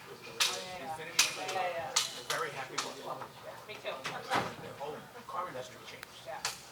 That's $10 million. And then we screwed. Who knows? Yeah. Who knows? It's happened. And then He lost money, but. not as much as you. Yeah. It cost him that $200,000 for everything. And he had a settlement part of the deposit. They managed to that. He managed to. But I'm not thrilled to be back in person. You just be back in person, you're like, Well, I've been doing Neptune. Been doing Neptune last couple of yeah, so it's been 3 years. It was on Zoom. It was so nice. Different vibe. I mean, you know, you're at home, and like every single time I come here, so when I go home, for me, I could take, in theory, right? If I take Route 9 straight home, and then it becomes 166 when it comes over, my road is that road, right? So it'd be straight, and then I take a left. Nope. I don't know what the hell they're doing. They're replacing something that's going east towards New Lakewood, and then everyone goes. It's like the middle of the day. The other day, I went home, and we were at the middle school, right? So I would try to go home past the school. That road is, I'm like, what the hell? Every time I try to go home from here. We go Neptune, you go to the parkway. Well, from here, normally, it's easier. It's one straight. Today, nope, it's not that way. But for me, both that way, I I got another one coming in next week. which, I need to go to. Boring. I recommend. What did Jeff? Oh, you a violator? Yeah, of course. Yeah. I'm getting all these violators. Yeah. But his, you know, I don't think it's that bad. He removed everything. Yeah, right. Like the steps to the pool. Maybe I Yeah, George is. He's getting old. He's really started. No, he started to lose. Do you remember Peggy Chuck? Yes. The last No black. There's only black. he was at that one, we had to. And George. He was with us, had so many. Peggy was, you know, got a job because she did a council person or something. But she was consistent. Oh, he's the best. She worked for his town. She used to take her home on the weekend. We were all really tasty. He's the municipal employee. They were very lucky. Here's another story. Yeah, right. And actually, we have lower numbers than I put in my application. Okay.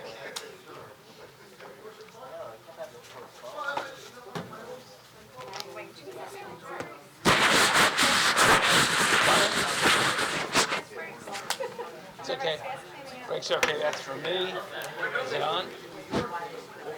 It's on. John, who puts up the nice pictures? You do? I'm on overtime now, so that's extra. Oh, well, number 4 is going to pay. We just have 2 exhibits. So, yeah, I'll put up the exhibit. You know, survey and everything, survey? Yes, everything's good, thank you. You got it, John? You're being nice to me because John, I have to do. We're not changing anything, so what do you?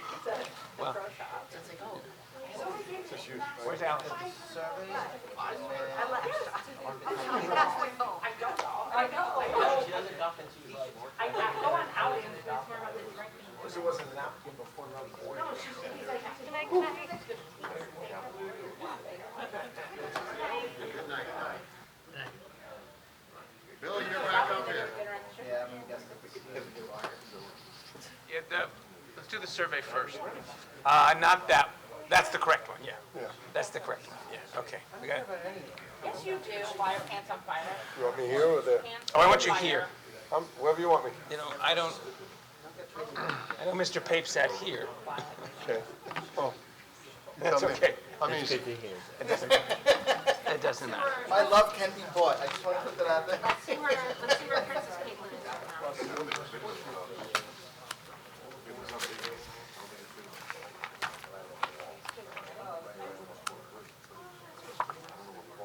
Michael, Billy, soon as Mr. Murphy comes back. Okay.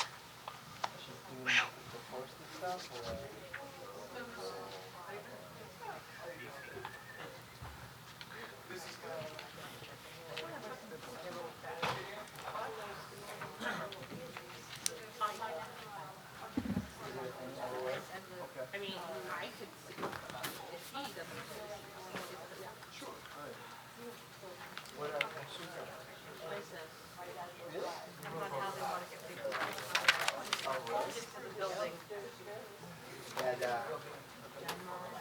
that's great. The other way. Gotcha. Okay. I guess there's no ladies and gentlemen of the board, right? It's just gentlemen. Well, I know there's some women up here that might say different. And I know my wife, I'll never be half the man my wife is, so I don't mess with them. Okay, Eileen? The meeting will now reconvene. Okay, who's representing? Yeah. Is this on? All right. Do you mind if I sit? So, sir, this is case number BA 2302, Bauer Realty. It's a use variance.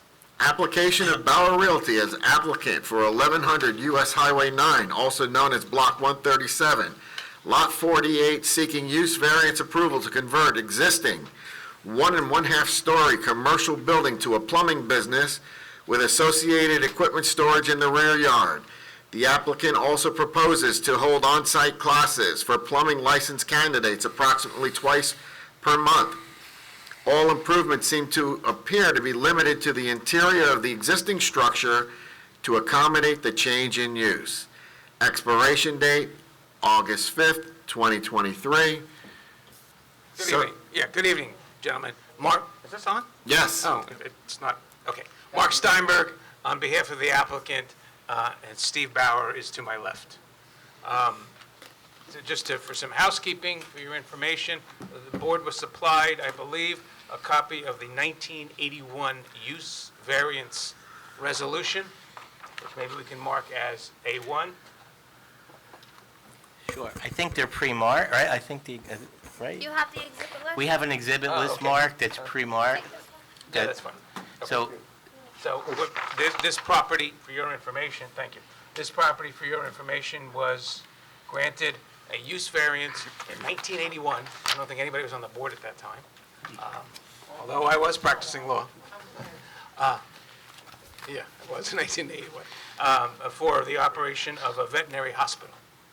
That hospital existed until a couple of years ago when the vet decided to close the business. So that was 11 years after the township decided it was going to have its own planning and zoning board. Go ahead, sir. Okay. Oh, wow. Okay, so they did that, so in 1970, Yes. if my math is correct. So they were granted the use variance. That use variance also consisted of bulk variances for minimum lot area, frontage, front yard setback, minimum side yard setback, and accessory structure side yard, well, not the accessory structure, and side yard setbacks, which were granted in 1981. It is the applicant's desire to purchase this building and use it for the offices for his plumbing business, and which will provide testimony in a minute. We plan no exterior changes, with the exception of using the once area designated as a kennel run, I guess, which has a cement foundation, it has walls, and a fiberglass roof to store some small plumbing supplies. The balance of the building will be used for his offices and for some classroom activities, which will be substantially less than I put into the application. As after I applied and met with Mr. Bauer, we found out that he has much less use for classes. And he'll testify in a minute that he basically has 4 to 5 classes per year, and they're either in one evening or on a Saturday. And if there are any more than six candidates, and 1 year is, by the way, for plumbing licenses, and the following year it's for HVAC licenses. If he has usually more than 6 candidates, he does it at another site. So that's what we're asking for. We're not planning on changing anything.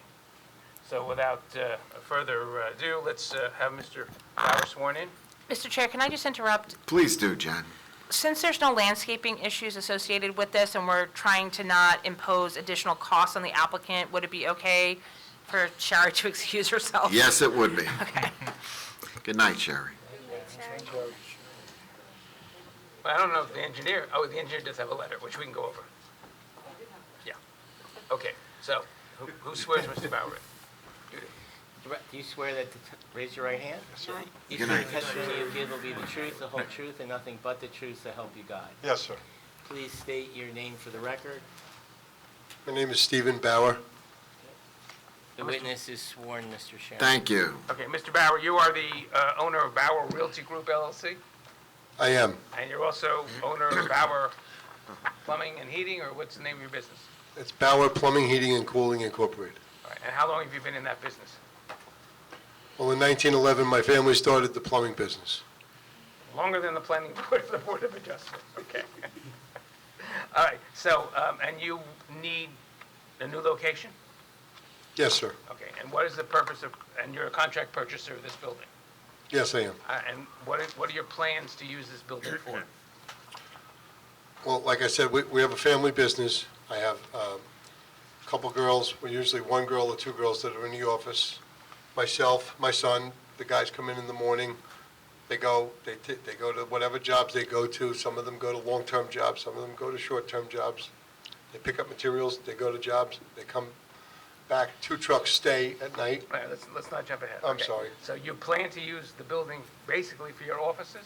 Yeah, for a plumbing business, yes. Okay. And you would have a full-time bookkeeper, secretary on staff? Yes, my And- daughter, I know. And you? yes. Okay, and then you have how many employees other than you and your daughter? 6 usually. And those employees, do they work on site? We don't do anything on site. Okay, so they come to the site in the morning? Yes, they usually come and have coffee in the morning and find out where they're going and if they need anything or what supply house to go to. And two of them, you have how many trucks? 4 work trucks. And 2 of them go home with employees at night? Normally, yes. And the other 2 would be parked on the property in the rear? Yes, in the back. Okay. And you're going to use the offices as they now exist? Yeah, we don't plan on changing anything in the building except for cleaning up the bathroom and making it look pretty. Okay. And do you have customers coming to the site? No. Never? Once in a while, a customer may stop by and drop off a check. You know, most of our business is done in people's homes or in offices. And do you have any major deliveries to the site? No, not really. Once in a while, delivery for a job will get dropped off in the back and put it on the truck to go in the morning. Okay, where are the deliveries usually made? The larger items? They go probably usually to the back of our office now, so that's where they would go. Oh, all deliveries go to most deliveries go to the jobs, or they get picked up at the supply houses. You know, if it's Carrier, we go to Carrier. If it's, York, we go to York. If it's plumbing, we go to General Plumbing Supply or Ferguson. We pick up the materials, or we have it delivered to jobs. To If job that's what you sites? mean, yes. Okay, and what do you plan to store in the former kennel run? Just various small stuff that we carry that, like little P-traps and stuff like that that we use on a daily basis. So this is the existing building from the side, is that correct? That's it. And that's the kennel run that's already covered and has walls? Well, it's covered, it has a concrete floor. It's kind of open. We would just kind of close it in a little bit, make it look clean and neat so that everything didn't get wet in there. But there's already power in there and everything. Can I just ask, so that roof extends and connects to the main building, correct? It overlaps it, so the water doesn't go in. So it would then be considered part of the principal structure? So this is really more for you in the audience. So as part of the principal structure, it would be required to maintain the principal setback. So it's more for Allison when she comes up to testify on the variance relief. Okay, because the side yard, the setback is... Correct. Is not in line with your requirement. Correct. Other than that, are you making any other changes? No, sir. What do you do with the garbage?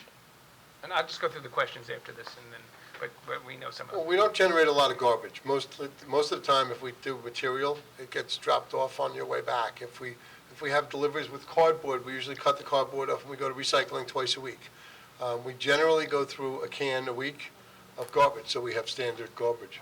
So it's your intention to have 2 cans, one for recycling, one for regular garbage? That's correct. More or less household size?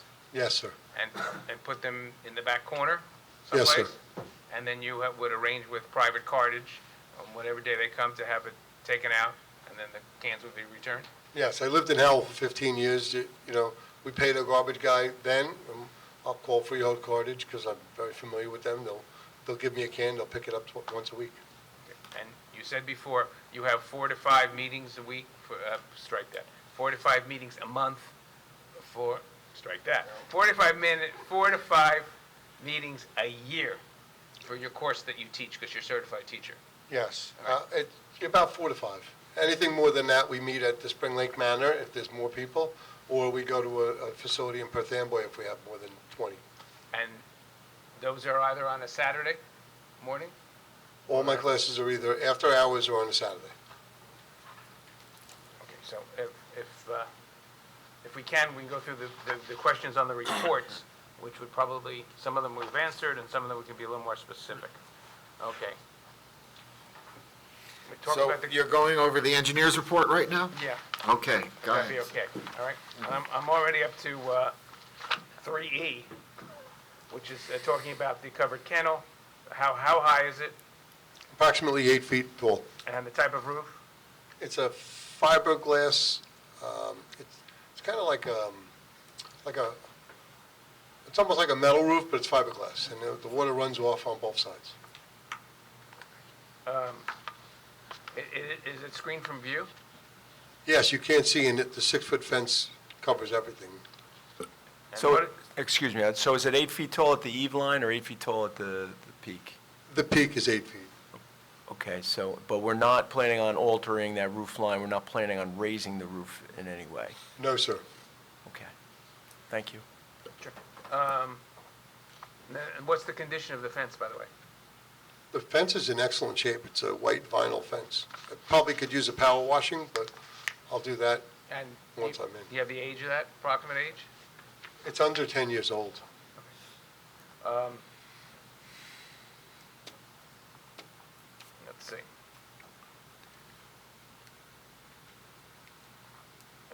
Height, existing condition of the fence, we talked about that.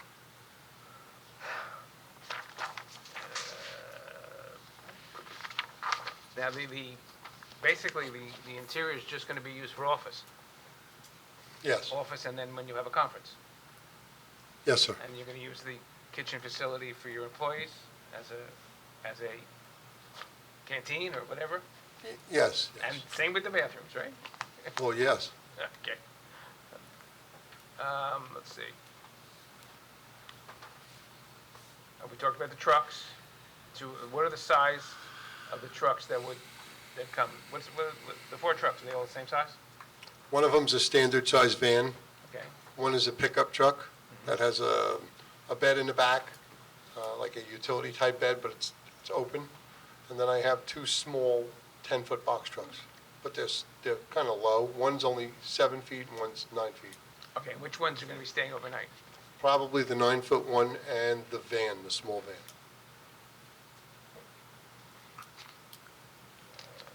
And those will be parked at the rear? Those will be parked at the rear of the site? Yes, sir. You can't see, it would be in the back. There's spots in the back. I wouldn't want to leave the trucks out front, then they'll break in. Why don't we pull up the survey again, so we can show us where it's going to be? Here it is. I'm sorry, Well, it's going to be behind them. Yeah, there's the spots right there against the fence. Right there. Okay. It shows it a little better on the survey, that's why. There we go. It'll be there, which is basically on the side of the, back of the house, on the side. That's where the 2 would be parked overnight. Okay?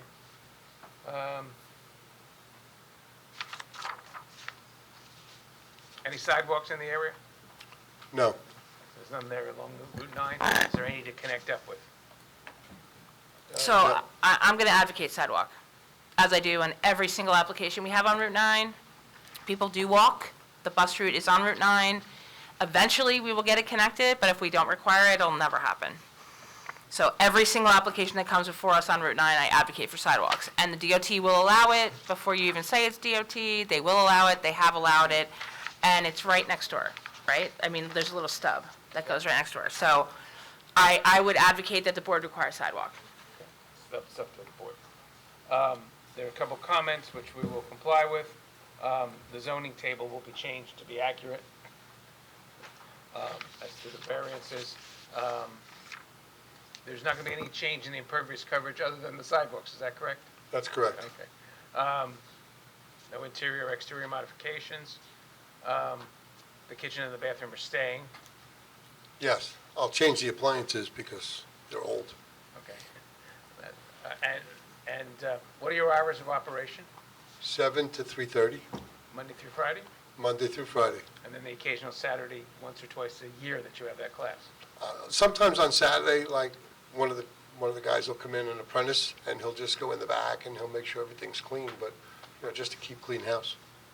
Right. And there's only one shift, right? One shift. Okay. Daily visitors to the site? A rarity? Very rare. Sometimes a salesman will come and try to sell us a new product. Other than that, really, customers don't come to the site. Okay, and do you get any deliveries to the site? Once in a while, a delivery will come in. It'll come in from, for a customer, small delivery. We put it in the back, behind the fence, goes on the truck, and it gets And delivered. what type of trucks usually deliver those things? Usually on the pickup. They'll deliver to you? It depends if it's a FedEx small or FedEx van. UPS or Yeah. van? Yeah, those things. Not a big, not a trailer tractor? No, Not I a don't- tractor trailer, right? If I have equipment like that, it's getting delivered to the job. To the job. I don't have the means to transport it. We talked about the on-site classes. The storage, the fence, does not appear to match. No hazardous material on site? No, sir. You said that typically 2 trucks stay on site overnight. Yes, ma'am. Do you have any intention of that increasing? And I'm not saying that as a negative, I'm just asking because the board's going to ask and then it'll ultimately be in the resolution. So if you see your business expanding where additional trucks will be on site overnight, let me know. I don't really foresee it. I mean, the most would be 4 trucks would be there. So max 4 trucks. I'm not looking to be this gigantic business. I'm a family business. We stay family. I have 3 of my children that work for me. Now, the fence, as shown by your architect, is wrong. The survey is wrong. He used an old survey to overlay. He used a 2017 survey. If you pull up the survey, and we'll change that with the architectural plans, this is where the fence exists. It's about 2 or 3 feet. It's on an angle from the rear. Yeah, I think what the architect did was he took an old survey and it had board-on-board fence, and he went with that, and then he measured the building. He had people at the building for like a whole day. All right, but this is the survey that was done. But that's the actual- Late 222, and that's the existing condition, and we will amend our architectural plans to update it to this survey. You plan to change the sign in any way, other than your logo as opposed to, Put my name on it. as opposed to the vets? Yes. Okay. We talked about trash collection. Is there lighting on the site? Yes, there's lights on the site that light up the parking lot at night when you're out. Are they basically on the wall? Yes, Hang down? they're mounted to the To the house. building? That's the engineer's report. I don't know if the engineer has any questions that I didn't cover. Not that I can see right now, Mr. Flamberto. I have a question. So on the fence, when you're parking behind the building, your 2 vehicles, can you get inside the compound of the fence? Or does it open up? Is it gated, or? Yeah, it's open. Or is it a solid fence? No, there's a large opening on the fence. There's a big gate right there. Right, okay. So that opens up. I think it's to the right. That opens. Okay. And you would be putting the garbage cans right behind that? Well, see where the condenser is right there? Or there? That's where the garbage cans were, where they dug it up and they pulled out an old, when I had it mediated, they found an oil tank, so they removed it and they certified that it was gone. So I'll re-concrete that. I'm sure I'll put a new condenser in there because it's an old condenser. Well, I and don't know I'll if put they the want it garbage cans. reconcreted. They may want it Or left. blacktop? They may want it left soil and seeded? It was blacktop. It was blacktop. Yeah, that was blacktop. They cut the blacktop and they found an oil tank and removed it. There's So still pieces of It blacktop just there? it needs to be patched. Okay. And that's where in that corner you put 2 cans? Yes, and I'll put another ballard in there also. Because there's one now, but I would put another one in to protect the air conditioner. Jen? What's the variance here? A use variance. It's not I know, but permitted. what specifically is it? The use, it's not permitted. Oh, okay. I don't have a problem with it, but that's why they're here. I because was the curious use- because it was going from commercial to commercial, that's Right, what I was asking. but it's not simply just commercial, the ordinance requires specific uses are permitted, and this use is not It's permitted. not delineated. Thank you. Nor was the veterinary hospital at the time. And then did we answer all your questions, Jen, or you want me to go through? No, I'm good. Mr. Bauer, the only other question I had with regard to your vehicles, are you doing any maintenance to their vehicles on site, or would they go off-site for maintenance? You washing vehicles or maintaining vehicles on site? Absolutely not. Thank you. Board members, anyone got questions? Mr. Bowers, how many students would you have at these classes max? Six. So, The max in my office would be 6. 6, okay. Because after 6, it just gets to be a little overwhelming. You have to Okay, have and then food that's and when you would everything else. overflow, you would go to these other locations? Yeah, I'm involved with the state of New Jersey for the League of Okay. Master Plumbers, so I teach classes with a bunch of other people. So whenever there's a class of more than 6, we move it to another Okay, location. thank you. I do it to help guys. Okay, anybody else? I have no more questions, Mr. Barrow. I do have one more witness. I do have a professional planner. Mr. Rubel? I'm good, thank you. Mr. Ryan? Good. Mr. Roscoe? Yeah, All right, Mr. yes, Roscoe. the classes are only seasonal or all over the year? About approximately 4 a year I have at my office, and that's if that. This year I only had 3 because we were able to use another facility. But one year, maybe 6. I mean, but Okay. we don't want to be pinning it down to only 4. But that, it's a very limited use of the property. Okay. Mr. Cantor? No. All right. All right, well, let's, Jen? I'm good. Let's hear from the planner then. Allison? She gets the mic, Yeah, and you get to sit down. and I get to move? Oh, sit here. Okay. Or I'll just shout. Allison, Swear you in? swear you in and get your credentials on the record, please. You swear the testimony you give will be the truth, the whole truth, and nothing but the truth, so help you God. Yes, I do. Please state your name for the record. Allison Coffin, Coffin. You've appeared before this board before? Yes. I don't know if you want her credentials or... Put the credentials on the record, please. Professional planner in the state of New Jersey. I'm certified by the American Institute of Certified Planners. I've had my license and certification since 2005. I have appeared here many times. We accept your credentials. Thank you, Allison. Allison, you've analyzed the ordinances of the Township of Howell? Yeah. This is not a permitted use. No. So this site is located in the HD1 Highway Development Zone. There are a number of permitted uses in the zone, but a plumber's office is not permitted. There's a similar use that's identified as a trade contractor business, which is conditionally permitted in other zones, not this zone. I'm not entirely convinced this use falls under that, but it's the closest in the ordinance. That's a use that is primarily for storage with a little bit of office space, and this is the reverse. It's primarily office space with a little bit of storage, but it seems to fall under that intent. So it's not permitted in the HD1 zone, and we're requesting a D1 variance. There is also some pre-existing bulk relief for this site that's not being changed, but for the purposes of everything being clear here, the HD1 zone requires an 80,000 square foot lot, and this subject site is 19,568 square feet, so it's significantly undersized for the zone. The lot frontage required is 200 feet. It's existing at 100.11 feet. The side yard setback required is 25 feet, and the existing side yard setback is 3.7 feet to the main structure and 3.5 feet to the kennel. I did go into the rear yard. That kennel is bolted to the main structure at 2 corners, and the roofs overhang. So don't know if you want to consider that as an attached structure. We're going to call it, so the side yard setback for this structure is at 3.5 feet, but it's an existing condition. Just before you went, what's to the left and right? either side of the building? To the north is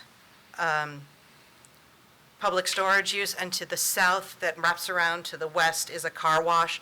Other uses in this area of Route 9, there's a Walgreens, there's Howell Lanes, there's Young's Water and Sewer, which appears to be a plumbing contractor, AGR Mold Solutions, and on the opposite side of Route 9, there's a landscape supply yard, a solar contractor, a roofing and siding contractor, a furniture store, and office buildings. So that's the general character of this area. There's no vacant land on either side, though? No, there's no vacant Everything's land. fully developed on both sides? Yes. Can't expand this site? Can't expand this site, and there's no residential properties adjacent to this property, so we don't need that 50-foot buffer that would otherwise be required.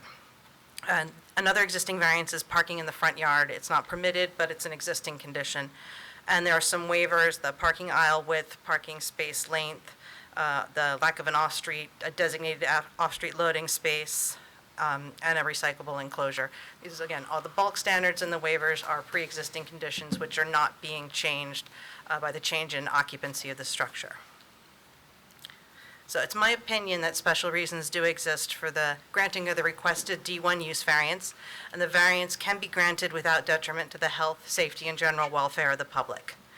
It's my opinion that this site advances the purposes of the municipal land use law, and that the site is uniquely and particularly suited to the proposed use. This is a severely undersized lot,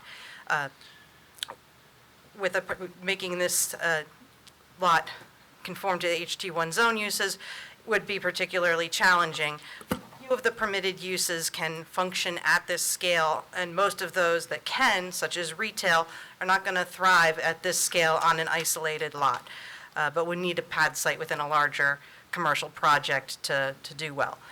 The severe small size and isolation reduce the viable permitted uses, in my opinion, for the site to office, which is primarily the proposed use, the way this business functions. Financial services, such as a financial advisor's office, retail, which again is unlikely to thrive on a site this small that's isolated, retail services, and like a tattoo parlor. So it's very limited viable permitted use for the site. The proposed use, however, is ideally suited to this undersized lot and its existing structures. The proposed plumbing office use requires office space, which can be accommodated in the existing principal structure, the storage of materials, which can be accommodated in the covered kennel area, which is fully screened from public view by the fencing around the perimeter of the rear yard.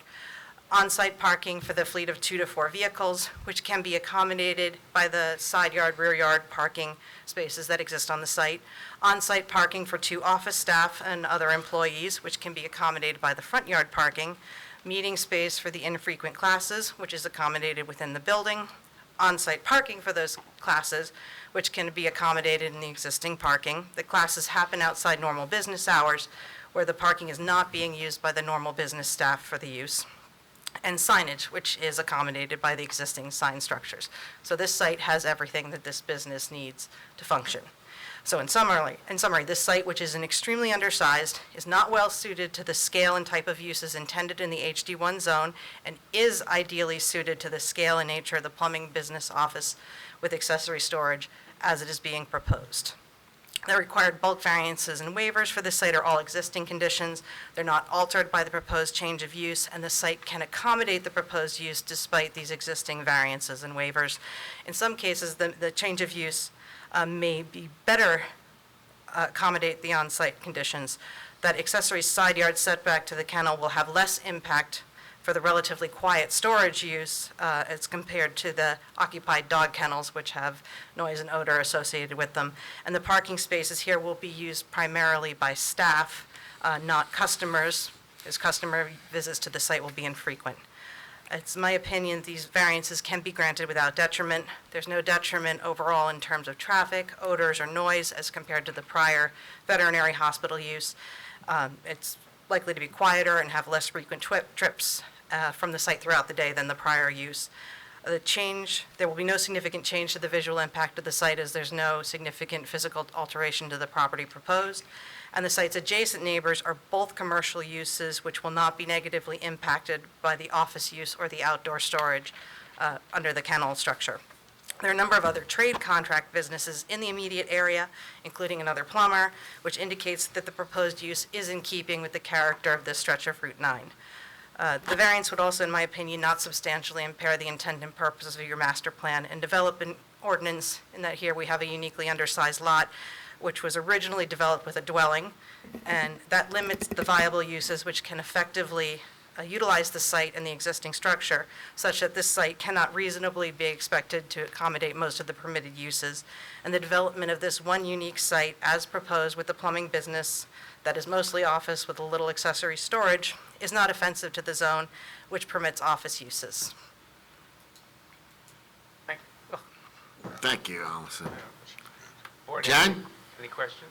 I don't disagree with the testimony at all. I think that she's accurate in the fact that it's significantly undersized. There's very serious limitations on how this could be utilized as a permitted use.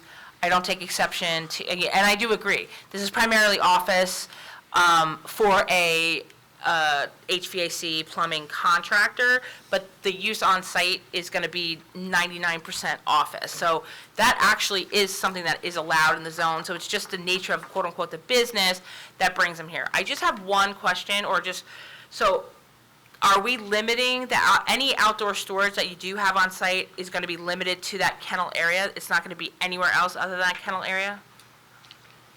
I have no plans on doing anything like that. If I was going to put anything there, it would be behind the fence, and you wouldn't see it, and it would be clean, neat.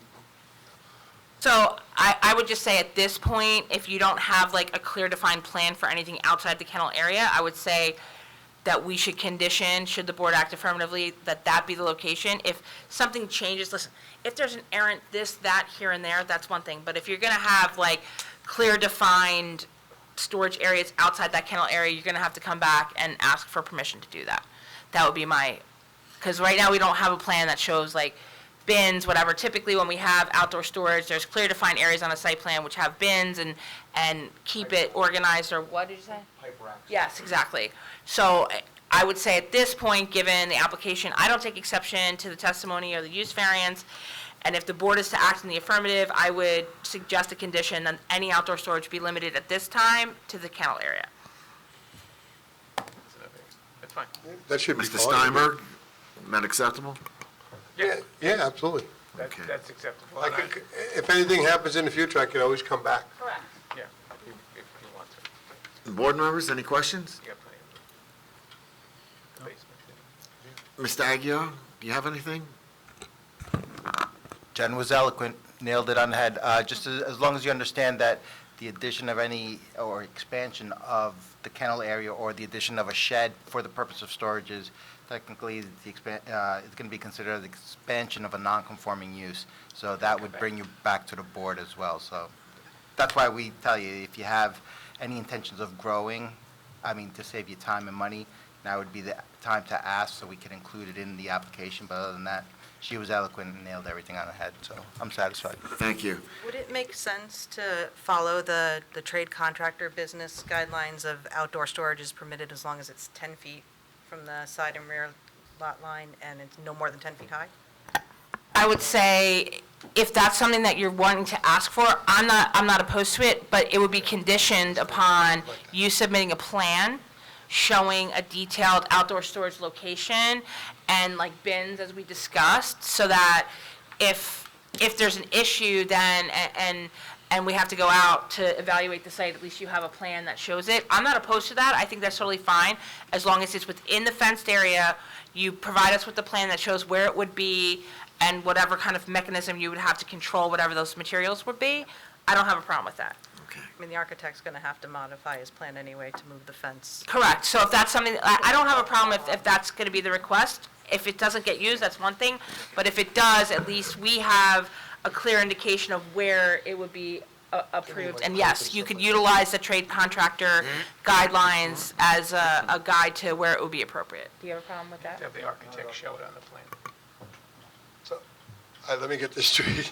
So, the architect's going to redraw the plan as according to this survey, am I correct? Right, and he's also And- going to show the area which is permitted for outdoor storage for your type of business, which has to be behind the fence in a specific location, and we'll outline it. It would stay, anything I would put would be Right, behind the but fence we're anyway. gonna look for a specific location in that fence area. We're not just gonna say wherever you wanna put stuff outside behind the fence. That's not gonna be okay. It has to be in a specific identified area, so that if there's a problem in the future, we at the township have the ability to take that plan and make sure that where you're putting stuff outside the kennel area is in a designated area that we have identified. If the board is okay with my office and PVC Ray's pipe. office, looking at that and making sure it's compliant with the trade contractor outdoor storage as a condition of approval, I would be more than happy to move that forward. And I would absolutely include Mr. Aguirre's input in making sure that it's okay. Got it. Back here, but we'll figure it out with the architect. Okay, so then, as far as the sidewalk, there's not a whole lot of sidewalk, but because you got the egress, ingress, right? So as long as it's striped out front with the extension of the sidewalk? They need to provide sidewalk. Okay, yeah. Yeah. Okay. Do that with you have a very large rock garden in the front, but it's like in the front on the highway? Where would you put the But sidewalk? the sidewalk doesn't That's- go on your property. I mean, you might have to cut through that rock garden, because there is a sidewalk right there on the corner. And, we are really trying to connect the sidewalk on Route 9. The bus route stops there, and believe it or not, a lot of people walk along Route 9. I can guarantee you that on that site, people probably walk across the dirt. You could see the path, you could see it in the dirt. And then when they come to your site, they probably walk around the rock garden to get to the sidewalk. So every application that we have that comes on Route 9, we require the sidewalk to be installed. So this is going to be no different. Rock garden may go. Okay. That's what they want. And then the vehicles that are pointing in from the Route 9, is there any guards to prevent the vehicles from running into the building? Not right now. That's a requirement of our ordinance, that when you have parking spaces head-on, fronting onto a building, you have to have bollards or some kind of protection device. Right now, it looks like they have curb stops, which, as we all know here in Howell, do not work when a vehicle goes through a building. So you might have to put bollards in the parking spaces. That would only be the ones in the front, not the side. Correct. Correct. Only the ones that look, because, we have had multiple instances here in Howell where cars have gone into buildings, so that has become a requirement in our ordinance. It's a safety issue. We'll show that all on the revised plans. Perfect. If the board would, when they decide on this, if they do so affirmatively, we would request that those items be part of resolution compliance, and Jen's office review them. You got it. So we don't have to come back again. We like Okay. seeing you, but I don't like being behind the other one. Okay. Now, So then, we're going to open it to public? You have to put it down. Okay, Mr. Barillo has a question. I guess as far as code, maybe, Mr. Aguilar, with the classes, on-site classes, is there any code issues with? None that I can foresee. Okay. I mean, it's low intensity, it's not like he's having them daily, so it'll limit the amount of traffic, either vehicular or pedestrian, that coming in and out of the building. So I don't see an issue with that. Okay, thank you. Okay. We're good? We're going to open to the public? Got a motion? Motion to open to the public. Got a Barillo? Second, Orozco, all in favor? Aye. Ayes, got it. Eileen, we're opening to public The meeting will now be open to the public. for questions and comments. Okay. No one's raising their hand? Okay. Can I have a motion to close the public? Chairman, I make a motion to close to the public? Mr. Cantor? Second. Mr. Rebel? All in favor? Eileen, we're closed for comment. Meeting is now closed. Thank you. It's doable. It's not your property. Mr. Steinberg, Yes. you want to give us a summation? Yeah, but basically, we request that the board grant a D1 variance to permit the plumbing, heating, HVAC office facility with a little bit of storage, and that we've been permitted to amend the plan to also include a designated outdoor storage area on the plan, which will be within the fenced-in backyard. We also understand that you want sidewalks along the front, which we're going to have to do, and bollards in the front parking spaces. We would be having classes of 4 to 6 times a year for up to 6 students as part of the use.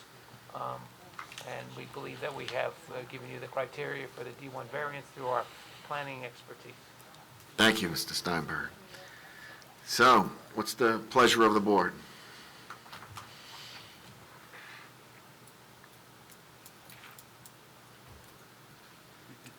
Mr. Chairman, I make a motion that we grant the use variance with all of the conditions so prescribed by the attorney.